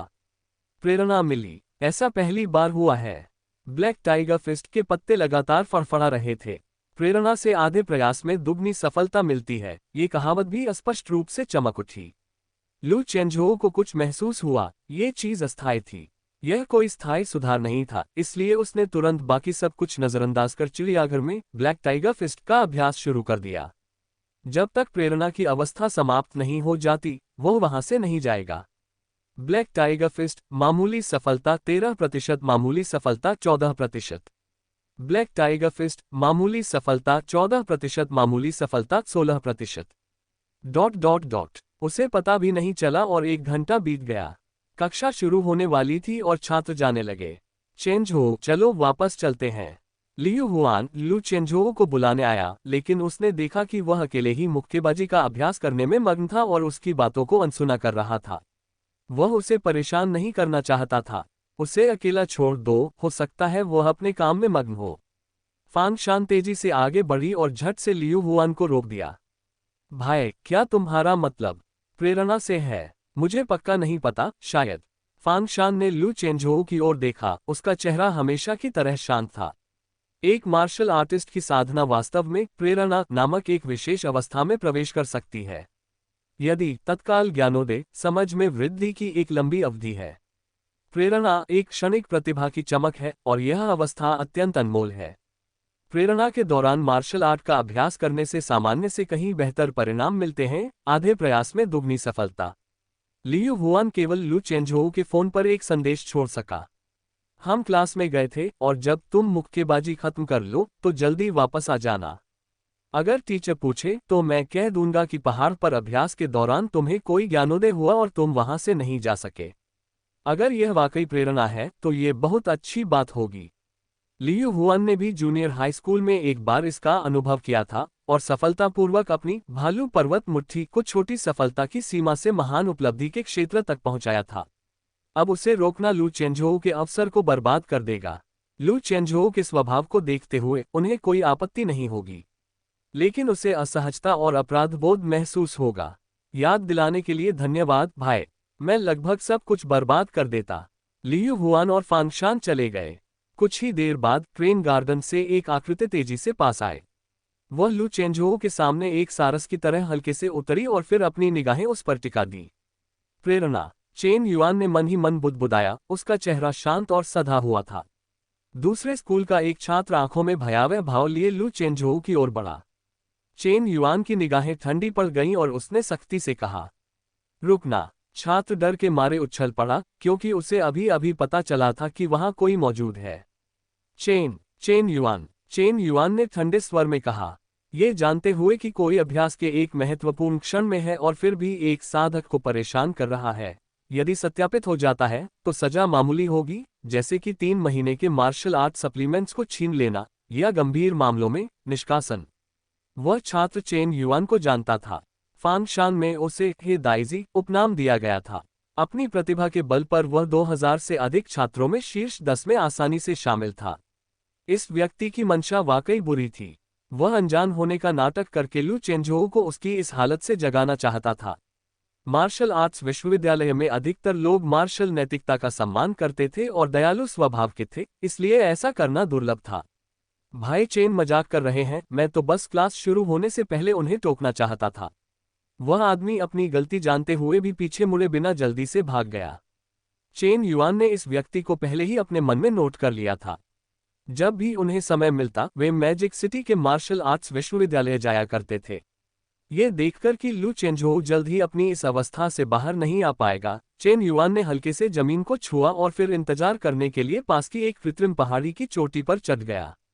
सुबह 10 बजे। इस समय तक परिसर में 2 कक्षाएं पूरी हो चुकी थीं। लू चेंझोऊ ने महसूस किया कि प्रेरणा की अवस्था पूरी तरह से गायब हो चुकी है और अब वह मार्शल आर्ट के वृक्ष की ओर देखने लगा। ब्लैक टाइगर फिस्ट, मामूली सफलता 26%। एक ही सुबह में प्रगति में 15% की वृद्धि हुई। स्कूल बदलने से पहले उसके लिए एक दिन में 1% सुधार करना भी मुश्किल था। यानी एक सुबह का अभ्यास आधे महीने के कष्टदायक अभ्यास के बराबर था। आधे प्रयास में दोगुनी सफलता के अलावा और क्या था। ये सफलता को 1 दर्जन गुना से भी अधिक बढ़ा देने जैसा था। ये तो वाकई अप्रत्याशित है। लू चेंझोउ बेहद खुश था, ब्लैक टाइगर फिस्ट में महारत हासिल करना अब आसान हो गया था। इस महीने के अंत तक उम्मीद जगनी चाहिए, अन्य मार्शल आर्ट को भी प्रेरणा मिल सकती है। मुझे अभी तक सही अवसर नहीं मिला है। मुझे आश्चर्य है कि क्या हेवनली पाइल की भी यही स्थिति है। कुछ विचारों में डूबे हुए लू चेंझोउ मुड़े और चले गए। जाने से पहले उसने बाघ को धन्यवाद कहना नहीं भूला। मेरी 2 क्लास छूट गई हैं, मुझे इसका कोई बहाना सोचना पड़ेगा। उसने चेन युआन पर ध्यान नहीं दिया था, जो चट्टानी बगीचे में पालथी मारकर बैठी थी। चेन युआन ने पहाड़ की ओर नीचे देखा और अमर सारस की तरह विभिन्न प्रकार के अनोखे चीड़ और प्राचीन वृक्षों का उपयोग करते हुए आगे बढ़ा। उसने एक परिचित शॉर्टकट लिया और समय से पहले स्कूल लौट आया। जिस दिनचर्या का वह अभ्यास करता था उसे अमर सारस बादल कहा जाता था। प्रशिक्षण मैदान पर आज की कक्षा शिक्षक यू झेंग द्वारा पढ़ाई गई। वह ड्रैगन और टाइगर हेवनली पाइल और बेयर फॉर्म फिस्ट सिखाने का प्रभारी था। लू चेंझोउ देर से पहुंची। शिक्षक जी, मुझे क्षमा करें। कोई बात नहीं, टीम में शामिल हो जाओ। प्रेरणा की स्थिति अचानक आती है। एक बार यह आ जाए तो बाकी चीजें किनारे रखी जा सकती हैं, लेकिन आपको अपनी व्यक्तिगत सुरक्षा पर ध्यान देना होगा। यू झेन को इस स्थिति के बारे में लियू हुआन और यू शान से पहले ही पता चल चुका था। लू चेंझोउ ने राहत की सांस ली, ये जानते हुए कि उसे समझाने की जरूरत नहीं है। जाहिर है, प्रेरणा की यह अवस्था केवल उसी तक सीमित नहीं थी और शिक्षक इसे समझते थे। उसने फैसला किया कि वह हर सुबह पीछे वाले पहाड़ पर स्थित बाघ को देखने जाएगा। लू चेंझोउ की प्रेरणा के बारे में सुनकर उसके सहपाठियों ने उसे ईर्ष्या भरी नजरों से देखा। यहाँ ज्यादातर लोग प्रेरणा की अवस्था को एक मिथक मानते थे, फिर भी लू चेंझोउ के मन में यह विचार आया। उन्होंने सोचा, यह आदमी चाहे तो लॉटरी का टिकट ही क्यों न खरीद ले। Pub future ads. आज मैं आपको हेवनली पाइल के 4 से 12वें EQ पॉइंट तक सिखाऊंगा। आप अपनी क्षमता के अनुसार सीखें। जिन्होंने इसमें महारत हासिल कर ली है वे सीधे अभ्यास कर सकते हैं। बोलने के बाद यू झेंग ने प्रदर्शन करना शुरू कर दिया। इससे लू चेंझोउ ने अनुमान लगाया कि उनके प्रथम वर्ष के सहपाठियों के EQ पॉइंट 4 से 12 के बीच थे और वह मार्शल आर्ट्स विश्वविद्यालय की दक्षता पर एक बार फिर आश्चर्यचकित हुए बिना नहीं रह सके। तीनों वर्गों में चेन युआन ने सबसे अधिक चौंका देने वाले 18 EQ पॉइंट्स खोले थे, जो मार्शल आर्टिस्ट बनने से केवल 12 कम थे। उसके बाद युशान के 16 EQ पॉइंट्स थे। मुझे अभी भी कड़ी मेहनत करनी होगी। पलक झपकते ही 1 हफ्ता बीत गया। आखिरकार लू चेंझोउ ने छुट्टी के दिन का स्वागत किया। स्टोन लेक गार्डन, भवन 3, कमरा 2802। माँ, मैं वापस आ गया हूँ। लू चेंझोउ ने अपना बैग नीचे रख दिया और उस पुराने घर को देखने लगा जिसे वह बहुत याद कर रहा था। ली जियांग हुआ दोपहर का खाना बना रही थी। दरवाजा खुलने की आवाज सुनकर वह एप्रन पहने बाहर आए। लू चेंझोउ का वजन कम न होते देख उसे राहत मिली। कैसा रहा? क्या आपको ये सप्ताह अच्छा लगा? बिल्कुल। एक दिन रुक रहे हो? हाँ, मैं कल क्लास में वापस जाऊंगा। मुझे उम्मीद नहीं थी कि फांगशान वास्तव में एक मार्शल आर्ट स्कूल होगा। उन्होंने इसे वाकई छिपाकर रखा था। इसका उद्देश्य छात्रों की सुरक्षा करना और उनकी शिक्षा के लिए शांतिपूर्ण वातावरण प्रदान करना भी है। आज आपको अच्छे से आराम करना चाहिए और अभ्यास में ज्यादा मेहनत नहीं करनी चाहिए। मैं अभी खाना बना रही हूँ और आपके पिताजी जल्द ही घर आ जाएंगे।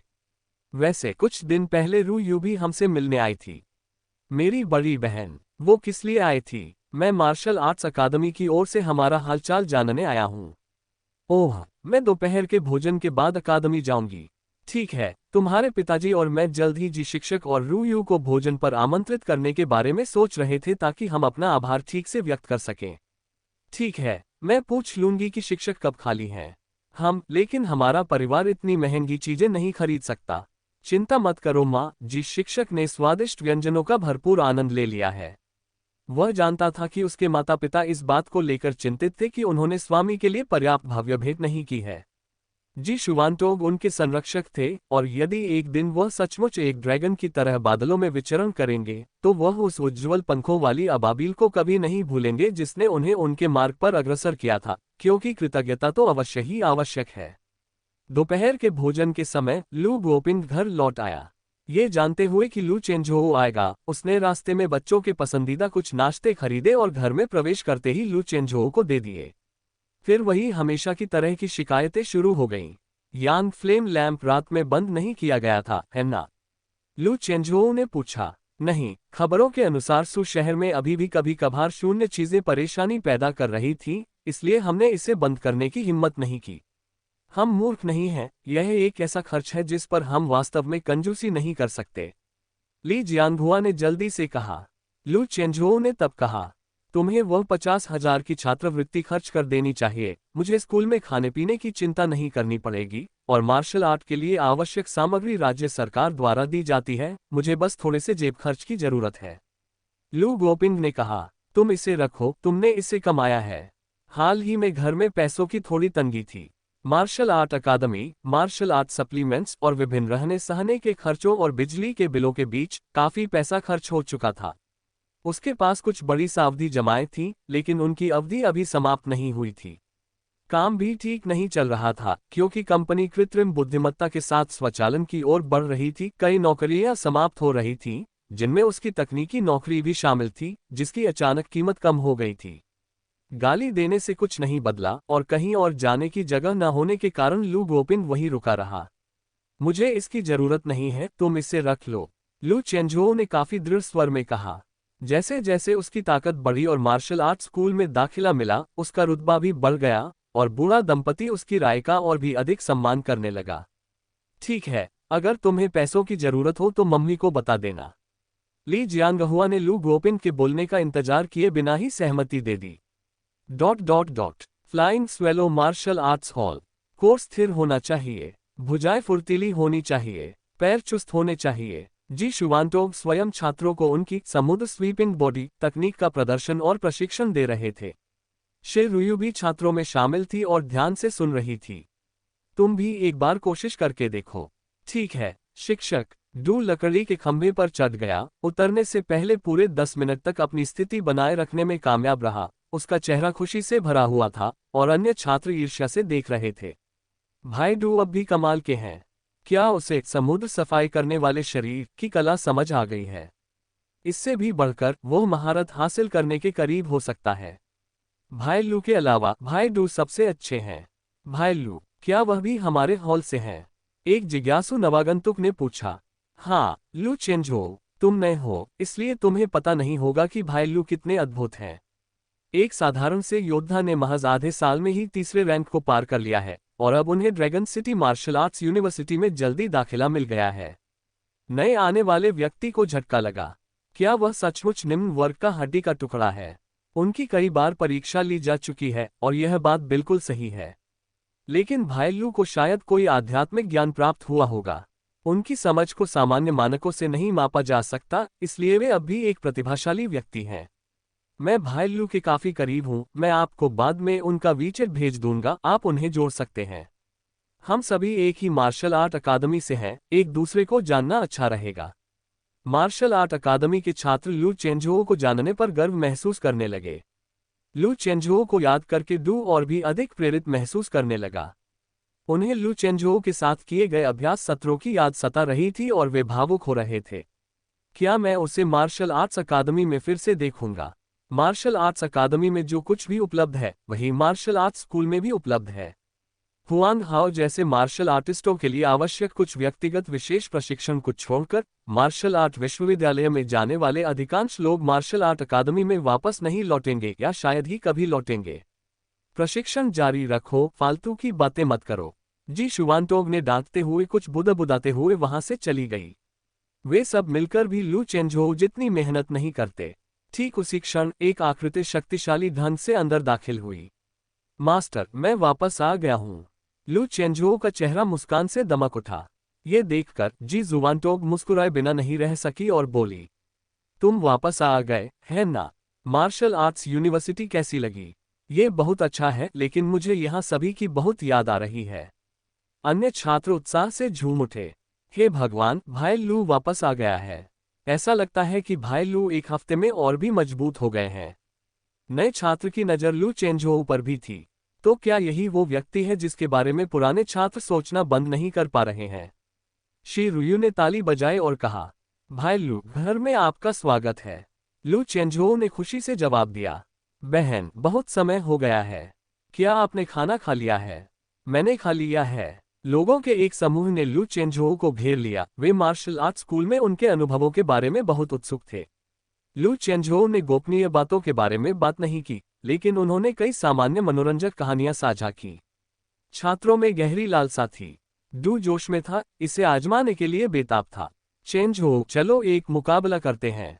कुछ गिने चुने सामुदायिक छात्रों को छोड़कर, जिन्हें शायद ही कभी देखा जाता था, उन्हें अकादमी में कोई उपयुक्त अभ्यास साथी नहीं मिल सका और वे उस कमी को पूरा करने के लिए उत्सुक थे।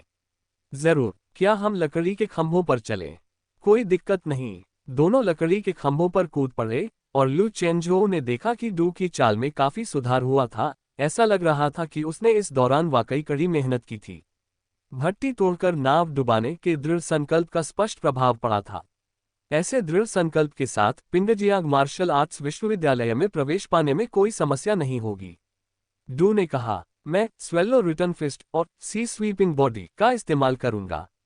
लू चेंझोऊ ने एक पल सोचा, मैंने हाल ही में स्कूल में माउंटेन क्रॉसिंग बॉडी गाना सीखा है, मैं उसी का इस्तेमाल करूंगा। उन्होंने समुद्र प्रसारित शरीर पर पहले ही महारत हासिल कर ली थी और डू के खिलाफ ये बहुत आसान होगा। क्या आप निश्चित हैं? डू ने उलझन में पूछा। इसे सीखे हुए उसे कुछ ही दिन हुए थे, वह ज्यादा से ज्यादा एक नौसिखिया था। हाँ, वैसे भी यह सिर्फ एक मुकाबला है, जीतना या हारना मायने नहीं रखता। ठीक है, तो मेरी मुट्ठी पर नजर रखो।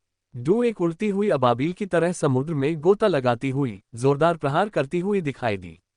इसके विपरीत लू चेंझोऊ जंगल में पहाड़ पार करते काले बाघ की तरह आगे बढ़ रही थी। उसके पैरों की आवाज लकड़ी के खंभों पर जोर से गूंज रही थी। बैंग! उस भयंकर मुके से डू का संतुलन लगभग बिगड़ गया था, लेकिन अपने अनुभव से उसने लू चेंझोऊ के अगले चार्जिंग पंच को चकमा दिया और अपने प्रतिद्वंद्वी के निचले शरीर की ओर एक लात मारी।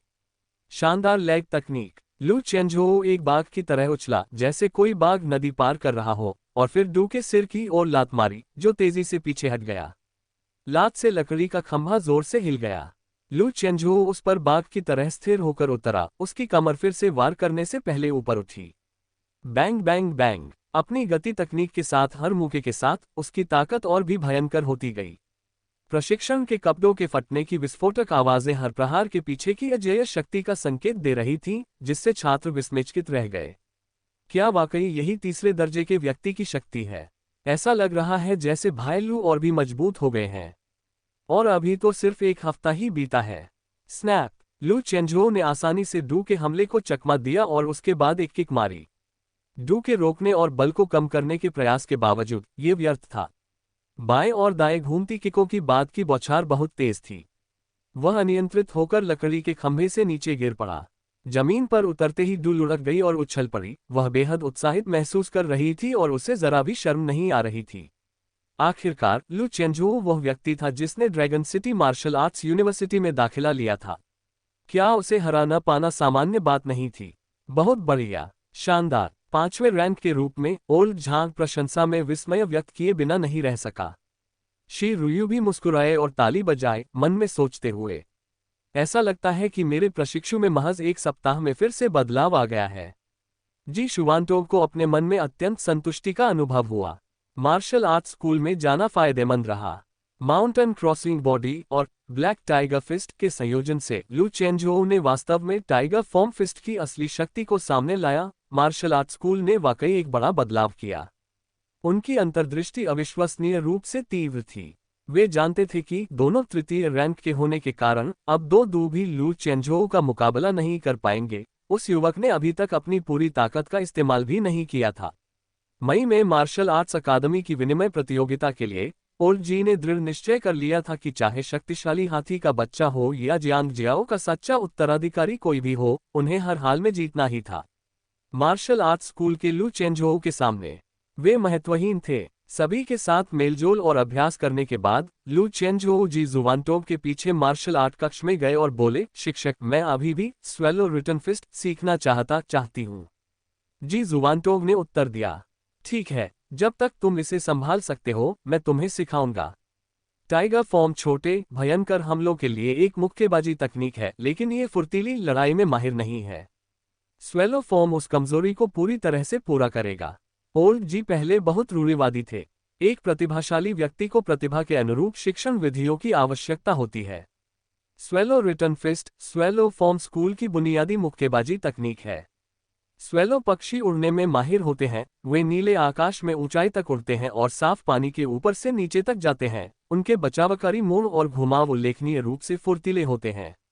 स्मरणात्मक मंत्र इस प्रकार है: पानी पर पलटते और तैरते हुए, गुर्दों को सहारा देते हुए, कमर को मजबूत करते हुए, पंखों को झिलमिलाते और चमकाते हुए, मस्तिष्क को पोषण देने के लिए हृदय को नीचे करते हुए, शिखर का अवलोकन करने के लिए आकाश की ओर बढ़ते हुए, पैरों को देखने के लिए पानी पर तैरते हुए, गुर्दे के सार से शक्ति प्राप्त करते हुए, निगलने का रूप सर्वोच्च है। चाहे ये सामान्य मार्शल आर्ट की स्वेलो रिटर्न फिस्ट हो या वास्तविक कौशल स्तर की स्वेलो फॉर्म फिस्ट, उपरोक्त 4 प्रमुख सिद्धांतों में महारत हासिल करने का अर्थ है कि आपने इस मुक्केबाजी तकनीक के सार को समझ लिया है। बॉक्सिंग सीखते समय सबसे पहले सिद्धांत सीखें। लू चेंझुओ ने ध्यान से सुना और एक भी बात नहीं छोड़ी। जी शुवानतोग अपने खास कौशल सिखाते हुए इतने सहज और धारा प्रवाह थे मानो यह उनके लिए स्वाभाविक हो। थ्योरी के बाद अब प्रैक्टिकल ट्रेनिंग का समय था। जी जुआनतोग लू चेंझुओ को लकड़ी के ढेर क्षेत्र में ले गए। आप समुद्र स्वीपिंग बॉडी में महारत हासिल कर चुके हैं, इसलिए आप सीधे लकड़ी के खंभों पर स्वेलो रिटर्न फिस्ट का अभ्यास शुरू कर सकते हैं। मुट्ठी की तकनीक को गति तकनीक के साथ मिलाकर अभ्यास करना 2 गुना प्रभावी होता है, ठीक वैसे ही जैसे आपने ब्लैक टाइगर फिस्ट को माउंटेन क्रॉसिंग बॉडी के साथ जोड़ा था। इसे देखें। स्वेलो रिटर्न फिस्ट को किसी विशेष मार्शल आर्ट का हिस्सा नहीं माना जाता, ये प्राचीन काल से ही प्रचलित है। जी शुवानतोग ने कोई रहस्य नहीं रखा और अन्य छात्रों को भी देखने की अनुमति दी। जिन्होंने इसे नहीं सीखा है वे ध्यान से देखें। जिन्होंने सीख लिया है वे आकर समीक्षा करें। डू और बाकी लोग मन ही मन रोमांचित थे। यदि लू चेंझुओ द्वारा दी जाने वाली शिक्षा न होती तो जी शुवानतोग नियमित कक्षाओं में उन्हें शायद ही कभी व्यक्तिगत निर्देश देती। आमतौर पर शिरुयू उनकी जगह लेती, जिससे मुख्य कक्षाओं का महत्व सुनिश्चित होता था। आज उन्हें किस्मत का साथ मिल गया था। जी शुवानतोग उड़ती हुई अबाबील की तरह लकड़ी के ढेर पर आकर बैठ गई। स्वेलो रिटर्न फिस्ट में 24 मूवमेंट होते हैं, जिनमें से 16 मूवमेंट की तकनीक और फुटवर्क को मिलाकर अभ्यास करना सबसे अच्छा होता है। पहला मूवमेंट है गोल्डन स्वेलो स्प्रेडिंग विंग्स। लू चेंझुओ ध्यान से देख रही थी। ये है स्वेलो रिटर्न फिस्ट।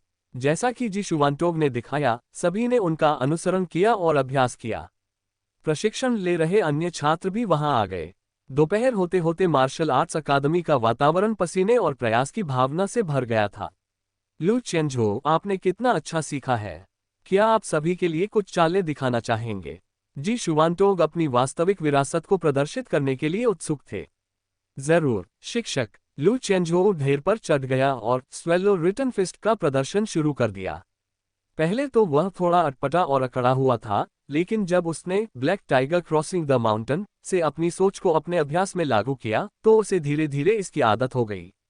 अंत में उसने अपना नियमित कार्य पूरा किया और दृढ़ता से खड़ा रहा। काफी औसत दर्जे का प्रदर्शन रहा। मैंने खुद को शर्मिंदा कर लिया। भीड़ में सन्नाटा छा गया। बाहरी लोगों को शायद पता न हो, लेकिन छात्रों की बात बिल्कुल स्पष्ट थी। लू चेंझुओ ने इससे पहले कभी स्वेलो रिटर्न फिस्ट का अभ्यास नहीं किया था, है ना? दोपहर में शुरू करके ही बुनियादी बातों को समझ लेना आश्चर्यजनक था, जिससे 10 या दर्जनों कक्षाएं ले चुके लोग भी खुद को कमतर महसूस करने लगे। क्या आप इसे खुद शर्मनाक मानते हैं? डू की भावनाएं एक बार फिर मिली जुली थी। उसने सोचा था कि वह तैयार है, लेकिन उसे एहसास हुआ कि ऐसा केवल लू चेंझुओ की क्षमता को कम आंकने के कारण हुआ था। उनके बीच हुई झड़प में लू चेंझुओ ने अपनी पूरी ताकत नहीं दिखाई थी। वे सचमुच एक दूसरे से बिल्कुल अलग थे। जी शुवानतोग बहुत संतुष्ट थीं। बुरा नहीं, तुमने जल्दी सीख लिया। बाकी सबको लू चेंझुओ से सीखना चाहिए। फ्लाइंग स्वेलो सी फ्लाइंग में जब चाल और मुक्केबाजी की तकनीक का उन्नत स्तर तक अभ्यास किया जाता है तो वे एक दूसरे में एकीकृत हो जाते हैं। लू चेंझुओ ने अभी अभी ये तकनीक सीखी थी और वह पहले से ही इसे सीखे हुए कई लोगों की तुलना में बेहतर ढंग से कर रहा था। वास्तव में वह एक सच्चा उत्तराधिकारी था और जी को लगा कि उसका निर्णय बिल्कुल सही था। लू चेंझुओ ने मार्शल आर्ट के वृक्ष को देखा। Swallow return fist beginner 18%।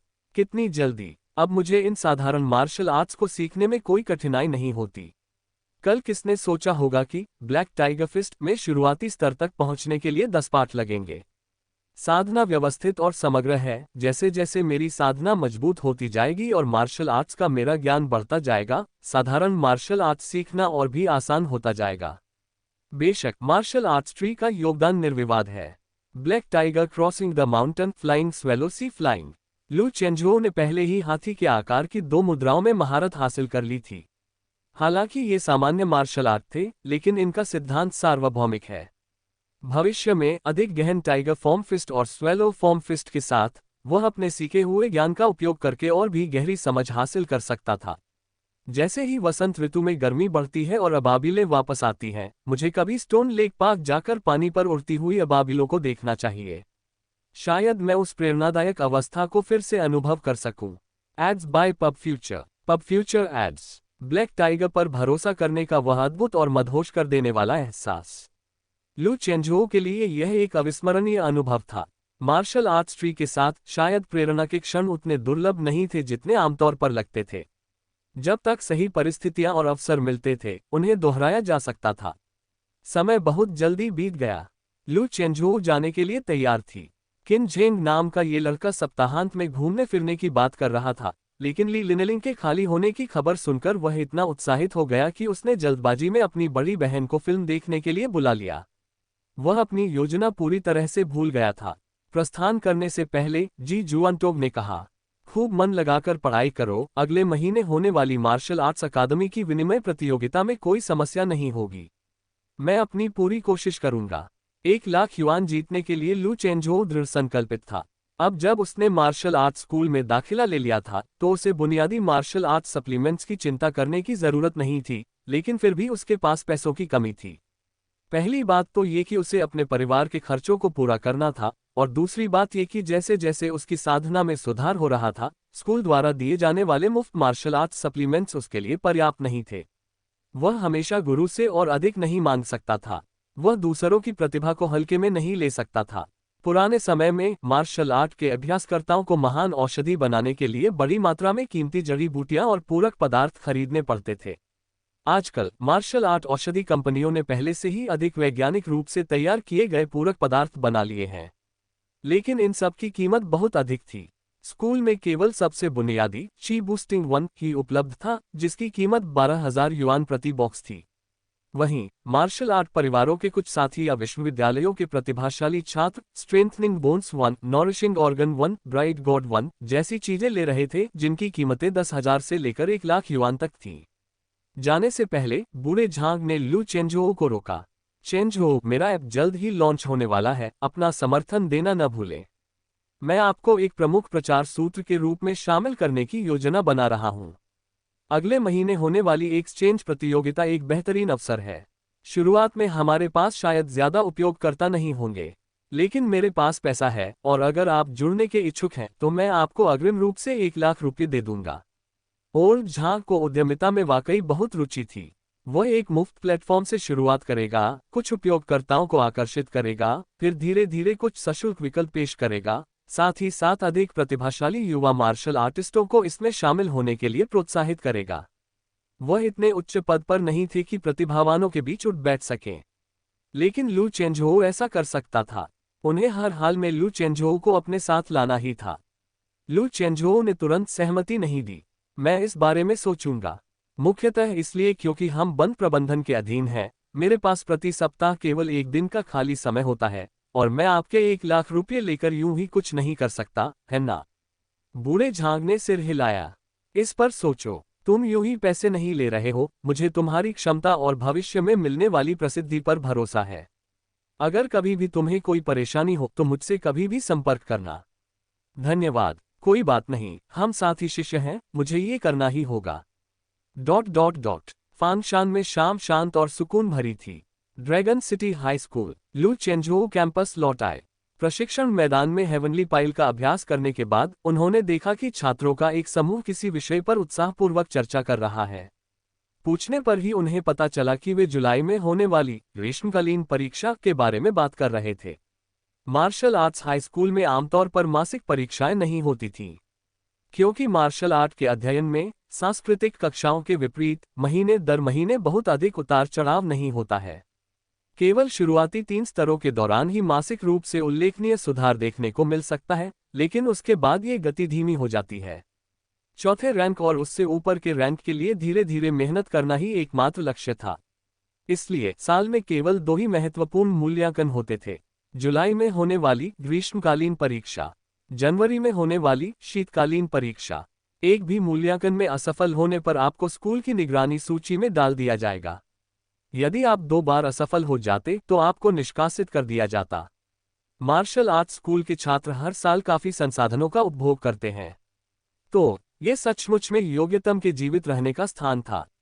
कुछ विश्वविद्यालय के छात्रों के विपरीत, जो शैक्षणिक संस्थानों के आलीशान परिवेश में रहते हैं और स्नातक होने तक यूं ही समय बिताते हैं, फिर उन्हें एहसास होता है कि उन्होंने कुछ नहीं सीखा और वे केवल दुनिया को ही दोष दे सकते हैं। अभी अप्रैल का महीना ही था, ग्रीष्मकालीन परीक्षा में अभी 3 महीने बाकी थे। छात्रों पर दबाव महसूस होने लगा था। हालांकि लू चेंझोऊ का साधना स्तर सबसे निचले स्तरों में से एक था, फिर भी उसे चिंता नहीं थी क्योंकि ग्रीष्मकालीन परीक्षा में प्रत्येक छात्र का विशेष रूप से मूल्यांकन किया जाएगा। यदि आप 6 महीने में संतोषजनक प्रगति करते हैं तो आप उत्तीर्ण हो जाएंगे। अन्यथा उसके जैसे जो छात्र बीच में ही दाखिला लेते हैं, उन्हें बहुत नुकसान उठाना पड़ेगा। अपना प्रशिक्षण सत्र समाप्त करने और छात्रावास लौटने के बाद लू चेंझोऊ को एक नया संदेश मिला। जी फेयान, छोटे भाई, अपना प्रशिक्षण जारी रखो। मैं अगले साल के फांगशान मार्शल आर्ट्स सम्मेलन में तुम्हारा प्रदर्शन देखने के लिए उत्सुक हूं, जिससे तुम dragon city martial arts university और flying swallow martial arts hall का नाम रोशन करोगे। सीनियर सिस्टर ने लू चेंझोऊ को दोस्त के रूप में जोड़ा, लेकिन उनसे पहले कभी बात नहीं की थी। उनकी अचानक चिंता का कारण शायद जी शुवांटोव का मार्शल आर्ट्स अकादमी से जुड़ाव और लोगों के बीच उनकी लोकप्रियता हो सकती है। धन्यवाद सीनियर सिस्टर। जवाब देने के बाद लू चेंझोऊ ने हाल की खबरें देखी। वह ताइहू की स्थिति पर भी लगातार नजर रख रहा था, जहां से कुछ समय से कोई खबर नहीं आई थी। इस दौरान सू शहर में शांति बनी रही और कोई नई शून्य आपदा नहीं आई। अचानक उसके फोन पर एक नया नोटिफिकेशन आया। सुरक्षा विभाग का राष्ट्रीय बुलेटिन। हाल ही में प्रमुख शहरों में दहशत फैलाने और पंथ संबंधी सिद्धांतों का प्रचार करने वाले, सार्वजनिक व्यवस्था को खतरे में डालने वाले व्यक्तियों के एक समूह को गिरफ्तार किया गया है। दाशिया के नागरिकों को दैनिक जीवन में ऐसे व्यक्तियों से सामना होने पर तुरंत पुलिस को सूचित करना चाहिए और विवेकपूर्ण व्यवहार करना चाहिए। मार्शल आर्ट का अभ्यास न करने वालों को इन आपराधिक तत्वों के साथ सीधे टकराव से बचना चाहिए। लू चेंझोऊ ने मन ही मन आह भरी। आभासी आपदा, काला संकट, बुराई का संकट, ये तीनों विपत्तियां यहां मौजूद हैं। ताइहू की घटना के बाद कई तरह की घटनाएं सामने आने लगी। प्रकाश से अछूते अंधेरे में रहस्यमयी धाराएं उमड़ रही थीं, जिनमें राक्षस और भूत अपना सिर उठा रहे थे। एक घटनापूर्ण शरद ऋतु। प्राचीन काल से ही बुरी आपदाएं अस्तित्व में हैं।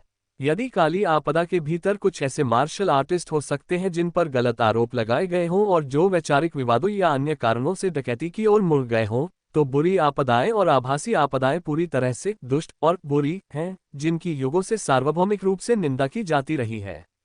आभासी आपदाओं के सामने भय ही सबसे आम प्रतिक्रिया है, क्योंकि शून्य तत्व मानव निर्मित नहीं है बल्कि अलौकिक सत्ताएं हैं। इसलिए दोनों पक्षों के बीच टकराव की आशंका बनी रहती है।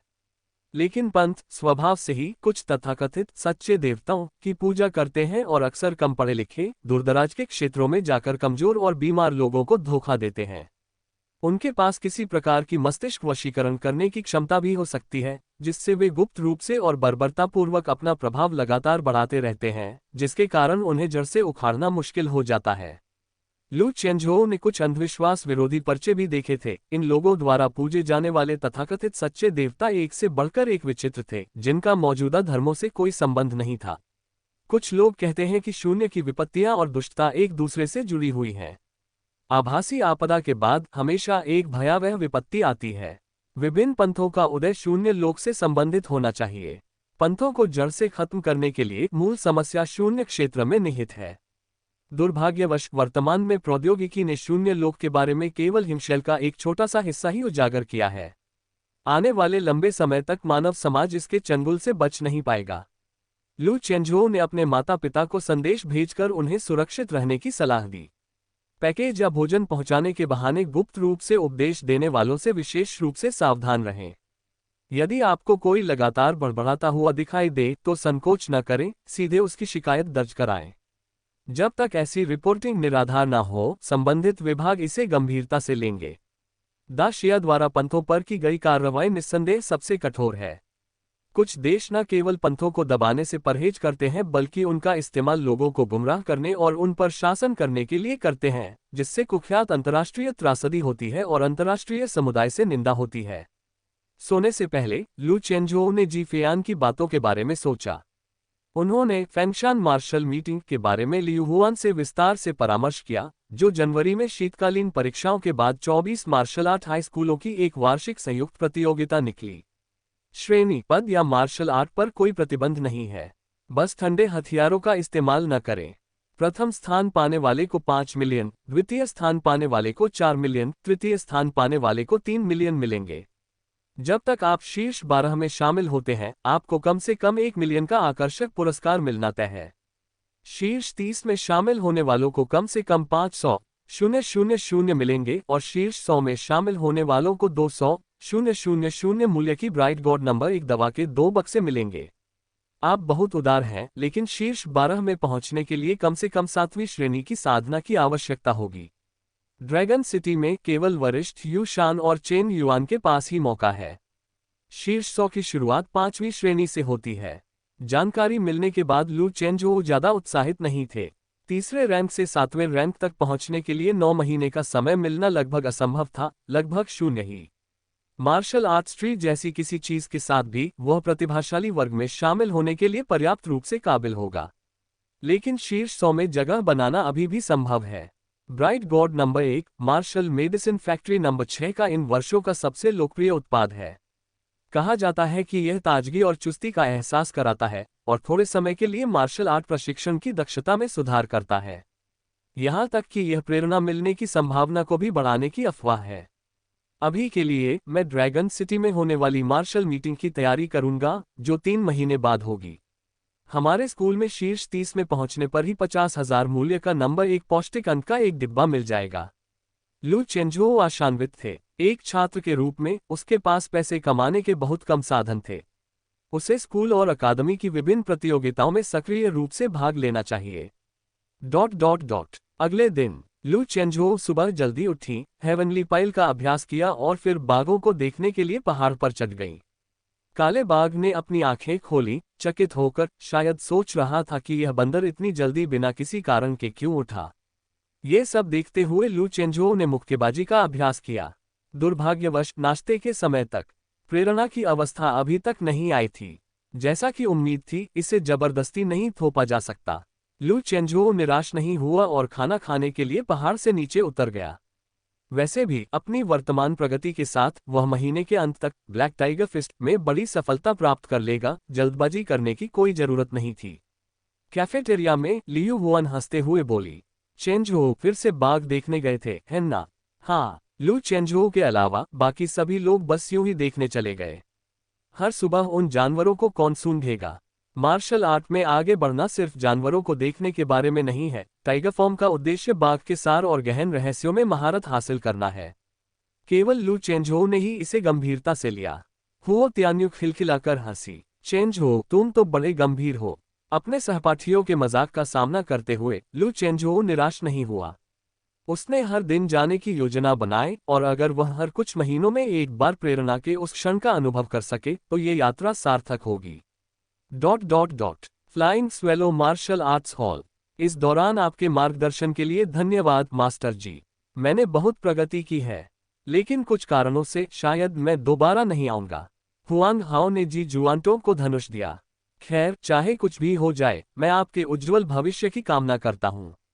जी शुवानटोग ने मुस्कुराते हुए कहा, उनका हृदय एक शांत कुएं की तरह स्थिर था। हुआंग हाओ आसानी से मुड़ा और चला गया।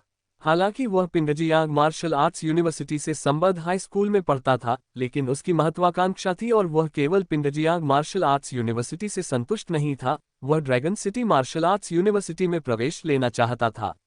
शीर्ष स्तर की मार्शल आर्ट्स यूनिवर्सिटी में प्रवेश करके ही कोई शीर्ष योद्धाओं की दुनिया की एक झलक पा सकता था।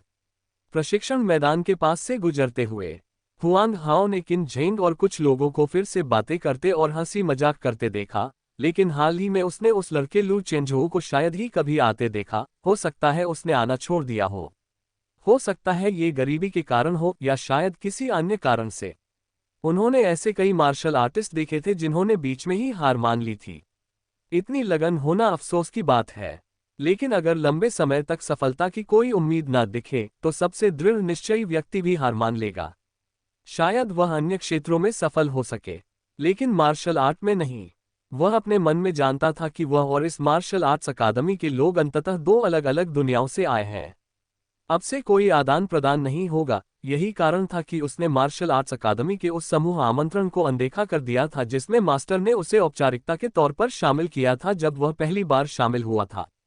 उसने ग्रुप में मौजूद अन्य लोगों की फ्रेंड रिक्वेस्ट को पूरी तरह से नजरअंदाज कर दिया। वह निर्दयी नहीं था, वह आम लोगों के प्रति कोई दुर्भावना नहीं रखता था। उन्हें बस यही लगता था कि उनका समय अनमोल है। वह इस निम्न स्तर के समूह में इस तरह की व्यर्थ की सामाजिक गतिविधियों में भाग नहीं लेना चाहता था। हुआंग हाओ की अकेली आकृति को देखकर किन झेन को अंदर ही अंदर चिड़चिड़ाहट महसूस होने लगी। तो क्या मध्यम दर्जे की हड्डी होने से वो इतना महान बन गया है? मुझे यकीन है कि उसे अभी तक पता नहीं है कि लू चेंजोऊ पहले ही ड्रैगन सिटी हाई स्कूल में दाखिला ले चुका है। पिंगजियांग मार्शल आर्ट्स यूनिवर्सिटी तो कुछ भी नहीं है। अगर किस्मत से उसे किसी शीर्ष मार्शल आर्ट्स यूनिवर्सिटी में दाखिला मिल भी जाए तो उसे पता चलेगा कि मेरा भला भाई पहले से ही वहां पढ़ रहा है। छोटे प्रतिभाशाली बच्चों की तरह लू चेंजोऊ में हुआंग हाओ जैसा अहंकार नहीं था। किन झेन को अपने इस पड़ोसी से बिल्कुल भी लगाव नहीं था। फांगशान ड्रैगन सिटी हाई स्कूल। समय तेजी से बीतता है और लू चेंजोऊ मार्शल आर्ट का प्रशिक्षण लेते हुए, कक्षाओं में भाग लेते हुए और सुंदर परिसर में मुक्केबाजी तकनीकों के माध्यम से दोस्त बनाते हुए ऐसा महसूस कर रहे थे जैसे समय फिसल रहा हो। काश एक दिन में 48 घंटे होते। जैसे जैसे ली लिनलिंग कॉलेज प्रवेश परीक्षा की अंतिम तैयारियों में जुटती गई, मार्शल आर्ट्स सोसाइटी समूह में धीरे धीरे शांति छा गई। किन झेन कभी कभार बातचीत के लिए बाहर आता था और लू चेंजोऊ भी समय मिलने पर उसके साथ शामिल हो जाता था। देखते ही देखते 20 अप्रैल आ गया। सुबह सुबह लू चेंजोऊ हमेशा की तरह मुक्केबाजी का अभ्यास करने के लिए टाइगर गार्डन पहुंचे। संयोगवश काला बाघ फीडर द्वारा फेंकी गई एक जंगली मुर्गी का पीछा कर रहा था और उछल कूद कर रहा था। पेट भर खाने पीने के बाद वह फुर्ती से कृत्रिम पहाड़ पर कूद गया, अपने अगले पंजे गाड़े, अपनी रीढ़ झुकाए, अंगड़ाई ली, जम्हाई ली और फिर बाहर बंदरों को और पिंजरे के अंदर खुद को देखने लगा। मनुष्य और बाघ एक दूसरे को निहार रहे हैं। अचानक काले बाघ के नजरिए से देखने पर बंदर अत्यंत प्रसन्न होकर मुक्केबाजी का अभ्यास करने लगा, मानो पूरी तरह तल्लीन हो। नहीं, इस बार वह बंदर जैसा नहीं लग रहा था, बल्कि अपने असली रूप में था। ठीक है, बाघ की तरह व्यवहार। काला बाघ असमंजस में था। ये बंदर बहुत चालाक था और अवश्य ही आत्मा बन गया होगा। पिंजरे के बाहर अपनी मुक्केबाजी तकनीक में डूबे हुए लू चेंजोऊ को अपने दिमाग में त्वरित आवाजें सुनाई देती रहीं। ब्लैक टाइगर फिस्ट, मामूली सफलता 60%, मामूली सफलता 64%। ब्लैक टाइगर फिस्ट, मामूली सफलता 69%, मामूली सफलता 70%। आधे महीने बाद लू चेंजोऊ ने आखिरकार उस दिन वाली भावना को फिर से महसूस किया। वह काला बाघ बन गया, जंगलों में गश्त लगाता, शिकार का पीछा करता और स्वतंत्रता का आनंद लेता। लगातार 2 घंटे अभ्यास करने के बाद भी उसे थकान महसूस नहीं हुई। जब उसने देखा कि ब्लैक टाइगर फिस्ट के पन्ने पर मौजूद प्रेरणा की स्थिति गायब हो गई है, तभी उसने अनिच्छा से अपना काम समाप्त किया और वहीं खड़ा रहा। ब्लैक टाइगर फिस्ट, छोटी सफलता 77%, एक ही बार में प्रगति, बार में पूरे 17% की वृद्धि। यह एहसास मानो देवताओं की कृपा हो, बेहद रोमांचक है। टाइगर गार्डन सचमुच मेरे लू चेंजोऊ के साधना का खजाना है। उसके शरीर से पसीना भाप बनकर उठने लगा। गरज। काला बाघ एक बार दहाड़ा, फिर आराम से सो गया। लू चेंजोऊ कक्षा में भाग लेने के लिए पहाड़ से नीचे उतर गई। जैसे जैसे ग्रीष्मकालीन परीक्षाएं नजदीक आ रही थीं, मार्शल आर्ट्स विश्वविद्यालय से चिड़ियाघर क्षेत्र में आने वाले छात्रों की संख्या कम होती जा रही थी। वे विभिन्न उद्यानों में बिखरे हुए थे। अभी अभी वो कौन था? ऐसा क्यों लग रहा है कि उसने अपनी गति फिर से हासिल कर ली है? मुझे नहीं पता, शायद dragon city martial arts university से कोई नया छात्र हो। काफी प्रभावशाली। ऐसा लगता है कि फांगशान मार्शल आर्ट्स प्रतियोगिता ड्रैगन और बाघों की भयंकर लड़ाई होगी। ड्रैगन सिटी हाई स्कूल का वह चेन युआन बहुत मजबूत है। मुझे लगता है कि वह पहले ही 8वें रैंक तक पहुंच चुका है। Dragon and tiger high school का झांक डोंग भी बहुत तेज है। पूरे स्कूल में उसे कोई हरा नहीं सका है। सभी ने इन प्रमुख हस्तियों पर चर्चा की और धीरे धीरे सब लोग चले गए। चेंज हो फिर से बाघ देखने गए। प्रशिक्षण मैदान में पहुंचने पर चाचीहू ने लू चेंजोऊ को रोक दिया। जी हाँ शिक्षक, अच्छा, जब मैंने तुम्हें बाघों को देखने के लिए कहा था तो मेरा मकसद सिर्फ तुम्हें बाघ के सार को सिखाना, उसके सिद्धांत को समझना था और बस इतना ही काफी है, तुम्हें हर दिन जाने की जरूरत नहीं है। चाचीहू ने छात्रों से सुना था कि लू चेंजोऊ हर दिन बाघों को देखने जाता था।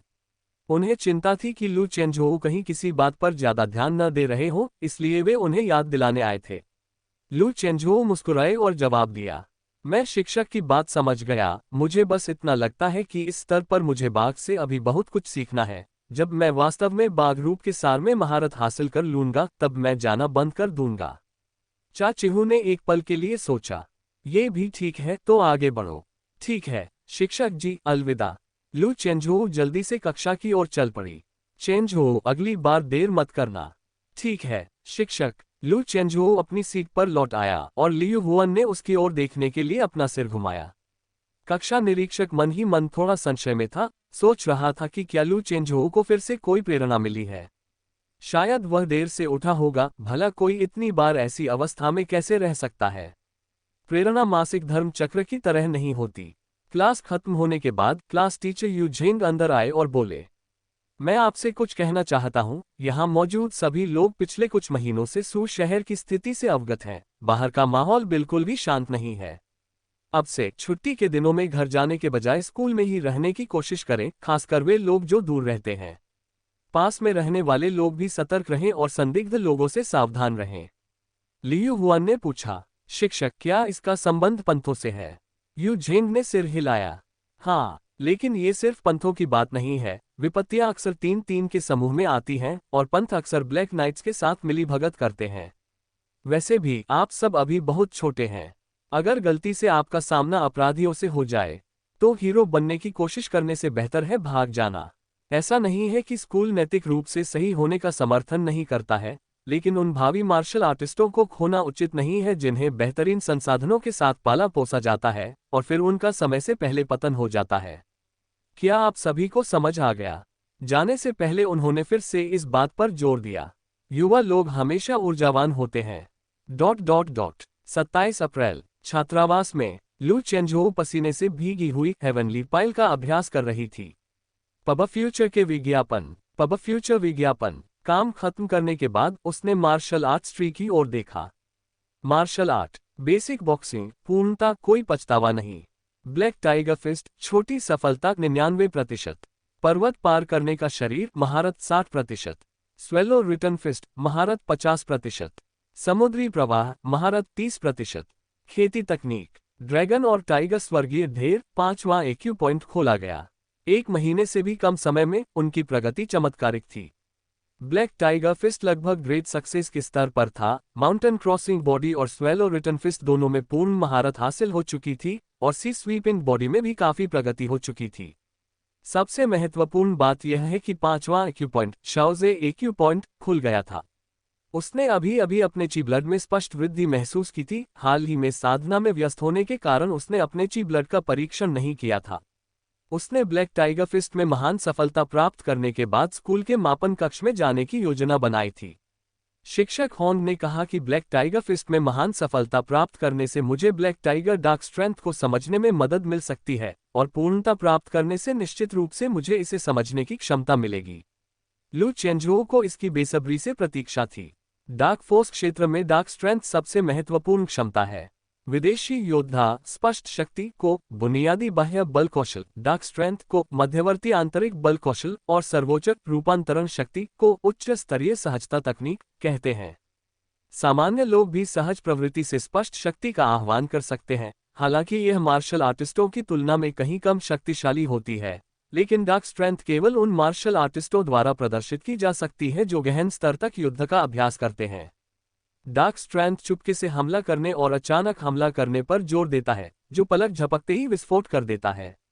इसकी शक्ति न केवल पारंपरिक मांसपेशी समूहों से बल्कि आंतरिक अंगों, नाड़ियों, कंपन करने वाली मांसपेशियों और हड्डियों, अनुनादी अंगों से भी प्राप्त होती है, जो सभी आंतरिक और बाहरी बलों को केंद्रित करती है और प्रतिद्वंद्वी के संपर्क में आने पर विस्फोट करती है।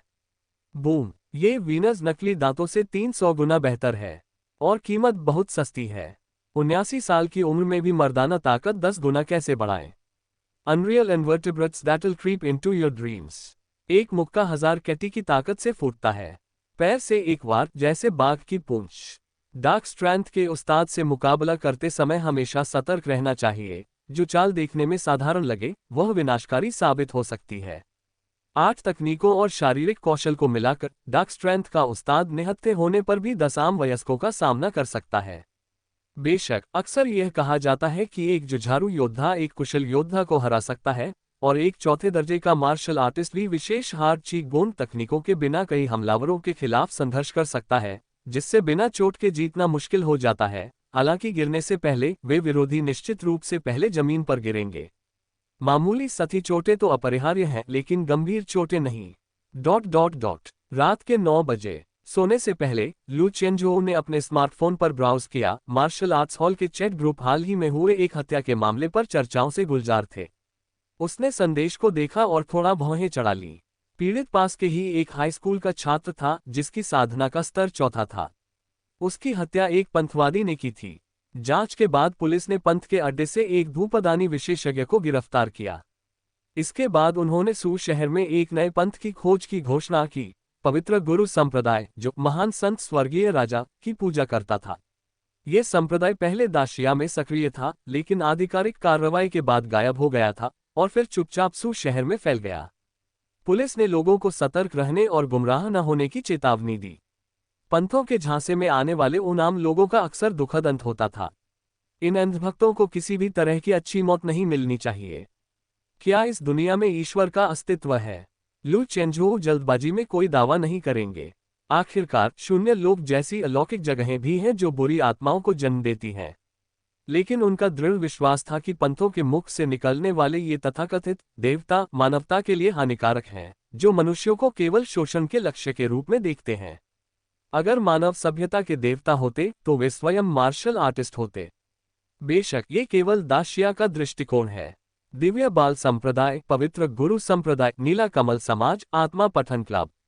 लू चेंजोऊ ने दाशिया की आधिकारिक पंथ विरोधी वेबसाइट खोली और पाया कि वर्तमान में 7 प्रमुख लक्षित पंथ संगठन हैं। यह उल्लेखनीय है कि दाशिया ने पहले ही 3 अन्य पंथ संगठनों का सफाया कर दिया था। ऐसा लग रहा था मानो आग की लपटें खरपतवारों को पूरी तरह से नहीं जला पा रही हो। सोने से पहले उसने ताइहू की ओर देखा। शून्य और बुराई दोनों आपदाओं की जड़ें वहीं थीं। शून्य लोक में मानवता कब बुराई का उन्मूलन कर पाएगी और ज़ैड ब्रह्मांड को शुद्ध करने के लिए कोहरे को हटा पाएगी? वर्तमान प्रौद्योगिकी और मार्शल आर्ट के स्तर को देखते हुए यह एक लंबा और कठिन कार्य हो सकता है। तो बेहतर होगा कि आप सो जाएं। मैं तो बस एक हाई स्कूल का छात्र हूं। एक स्वप्नहीन रात। भोर होते ही आकाश उजाला होने लगा। मार्शल आर्ट प्रशिक्षण के लिए यह बिल्कुल सही समय था। जागते ही चेंजोऊ तुरंत फांगशान की ओर चल पड़ा।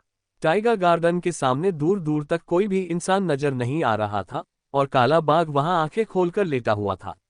लेकिन उसकी आंखें बंद नहीं थीं। ऐसा लग रहा था मानो वह किसी चीज का इंतजार कर रहा हो। कुछ ही देर में चेंजोऊ की आकृति प्रकट हुई।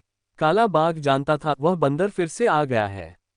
भाई टाइगर, आपकी बदौलत ही मैं सिर्फ 1 महीने में अपने ब्लैक टाइगर फिस्ट को इस स्तर तक पहुंचा पाया। कल मैं जल्दी में था और आपको धन्यवाद देना भूल गया, चेंजोऊ ने मन ही मन कहा। साथ में काफी समय बिताने के बाद उन्हें ब्लैक टाइगर काफी आकर्षक भी लगने लगा था। गरज। काले बाघ ने गहरी दहाड़ मारी। चेंजोऊ ने पहले महसूस की गई प्रेरणा की स्थिति को याद करने की बहुत कोशिश की, लेकिन वह भावना धीरे धीरे आई।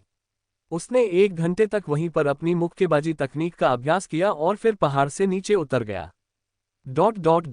29 तारीख, बादल छाए हुए। बंदर फिर आ गया था। काला बाघ इससे बेखबर था। अंततः चेंजोऊ बिना कुछ हासिल किए वापस लौट आया। उसकी सोच अच्छी थी, वह व्यवस्थित रूप से अभ्यास कर रहा था। प्रेरणा मिलने पर उसका प्रदर्शन सर्वोत्तम होता था, लेकिन प्रेरणा न मिलने पर भी उसने अगले कुछ दिनों में ब्लैक टाइगर फिस्ट में पूरी तरह महारत हासिल कर ली। 30 तारीख को भी आसमान में बादल छाए रहेंगे। वह बंदर लगभग 1 महीने से आ रहा था। ब्लैक टाइगर सोच रहा था कि वह कब तक ऐसा कर पाएगा। 1 मई, साफ मौसम। प्रातःकाल, ड्रैगन सिटी हाई स्कूल। आज छुट्टी का दिन था। छात्र या तो घर चले गए या घूमने फिरने की योजना बना ली, और मार्शल आर्ट का अभ्यास करने वालों को भी समय समय पर आराम की जरूरत होती है। चेंजोऊ ने सुना कि उसकी कक्षा के कुछ लड़के अब कुंवारे नहीं रहे। कुछ विशेष मार्शल आर्ट विधाओं को छोड़कर अधिकांश में शुद्ध यांग शरीर की आवश्यकता नहीं होती। चेंजोऊ कहीं नहीं गई और घर भी नहीं लौटी। वह हर रोज अपने परिवार को फोन करता था। मार्शल आर्ट्स अकादमी में कुछ भी खास नहीं था। बात बस इतनी सी थी कि शिक्षक झांग ने चेंजोऊ से उस ऐप के बारे में पूछा और चेंजोऊ ने कहा कि वह चौथे रैंक पर पहुंचने के बाद इस पर विचार करेगा। उसकी वर्तमान कमजोर शारीरिक क्षमता को देखते हुए कोई भी उसे निजी प्रशिक्षक के रूप में नियुक्त नहीं करेगा। दैनिक मार्शल आर्ट ज्ञान प्रश्नोत्तरी पूरी करने और हेवनली पाइल और मूवमेंट तकनीकों का अभ्यास करने के बाद चेंजोऊ ने सुबह चिड़ियाघर में बिताए और एक ही बार में सफलता हासिल करने की योजना बनाई। जब काले बाघ ने देखा कि बंदर एक ही जगह पर रुका हुआ है तो उसने दूरी बनाए रखी और चेंजोऊ को मुक्केबाजी का अभ्यास करते हुए देखा। उसे लगा कि इस बंदर में बाघ जैसी प्रवृत्ति बढ़ती जा रही है। ...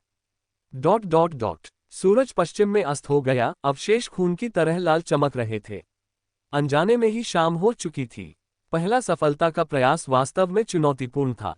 अन्य लोगों के पास मार्शल आर्ट्स का कोई विकास क्रम नहीं होता और वे अपनी प्रगति नहीं देख पाते।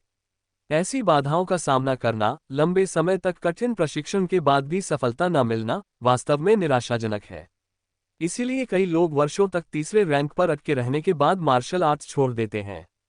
ब्लैक टाइगर फिस्ट वास्तव में बेसिक बॉक्सिंग के बराबर नहीं था।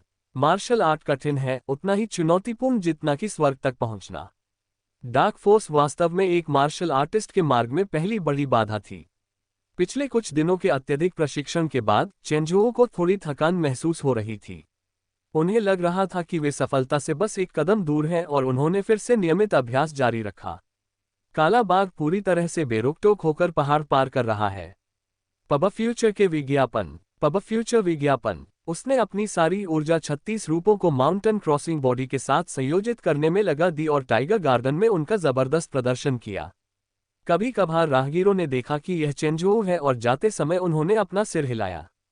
इस दौरान टाइगर गार्डन को ड्रैगन सिटी का टाइगर मैनियाक का खिताब मिल गया। ये व्यक्ति लगभग सारा दिन बाघों के साथ रहना और खाना चाहता था।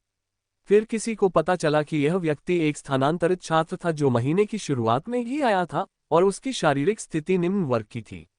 तब लोगों को समझ आया कि वह इतनी मेहनत क्यों कर रहा था। प्रतिभा की कमी को उसने अपने परिश्रम से पूरा किया।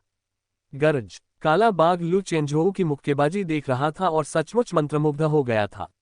उसने बगीचे के बाहर एक बंदर को इधर उधर भागते देखा, बाघ की तरह उछलते और बाघ की तरह उतरते हुए। उसका हर मुक्का किसी भूखे बाघ के अपने शिकार पर झपटने जैसा था और हर लात बाघ की पूंछ की तरह लहराती थी। एक पल के लिए तो उसने इस बंदर को अपने ही जैसा समझ लिया। लू चेंजोऊ अपने मुक्केबाजी के अभ्यास में इतना मग्न था कि बगीचे के पेड़ों को लकड़ी के पुतलों की तरह इस्तेमाल करते हुए आखिरी चाल तक अभ्यास करता रहा। ब्लैक टाइगर सेना को तोड़ रहा है। बैंग। भावनाओं में बहकर लू चेंजोऊ कई मीटर आगे कूदा और एक कटोरे जितने मोटे पेड़ के तने से टकराया। उसका पूरा शरीर कांप उठा और उसकी हड्डियां और अंग एक साथ कंपन करने लगे। एक पल में उसकी हथेली से एक अविश्वसनीय बलज्वार की लहर की तरह निकला।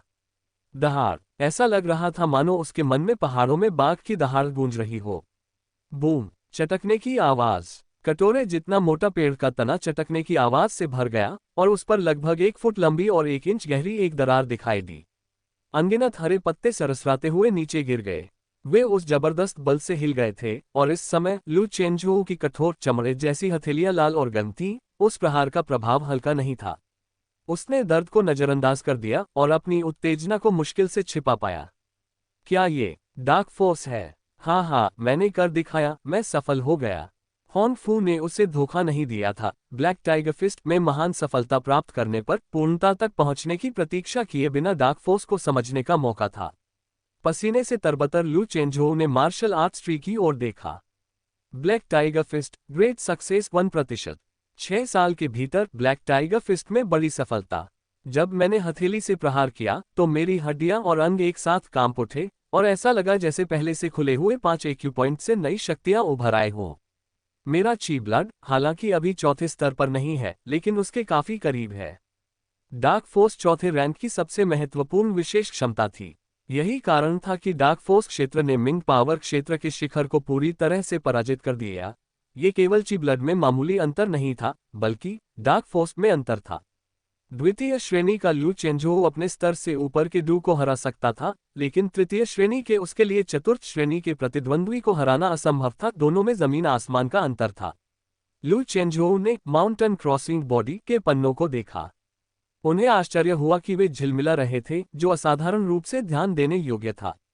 प्रेरणा, दोगुना प्रभाव, पर्वत पार करने का कौशल, निपुण 90%। रुको, क्या अभी मुक्केबाजी करते समय अनजाने में ही मुझे माउंटेन क्रॉसिंग बॉडी की प्रेरणा मिल गई? कितना दुर्भाग्य है, मुझमें अब बिल्कुल भी ताकत नहीं बची है। लू चेंझोऊ जमीन पर बैठ गया और जल्दी से अपनी सांसों को सामान्य करने लगा। कुछ देर सोचने के बाद उसने अपने साथ लाए हुई ची बूस्टिंग 1 दवा निकाली। ये बोतल अगले हफ्ते के लिए रखनी चाहिए थी, लेकिन प्रेरणा की इस स्थिति को व्यर्थ न जाने देने के लिए उसने अभी इसका आधा हिस्सा ले लिया, जिससे उसकी शारीरिक शक्ति तेजी से वापस आ गई।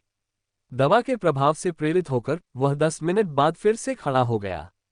शरीर पर अत्यधिक दबाव डालना वास्तव में उचित नहीं है, लेकिन आज का दिन अपवाद था। ऐसी स्थितियां दुर्लभ होती हैं। मैं भविष्य में इससे बचने की कोशिश करूंगा और मुझे अपनी क्षमता का ध्यान रखना चाहिए।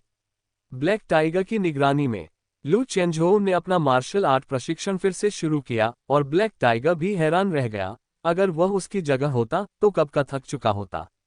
इस बंदर की ताकत बहुत ज्यादा थी। स्कूल में सहपाठी धीरे धीरे घर लौट रहे थे। लियू हुआन लू चेंझोऊ के छात्रावास के पास से गुजरी और उसने दरवाजे पर दस्तक दी। कोई जवाब नहीं मिला, वो बाहर गया होगा। ये लड़का वाकई बहुत मेहनत करता है।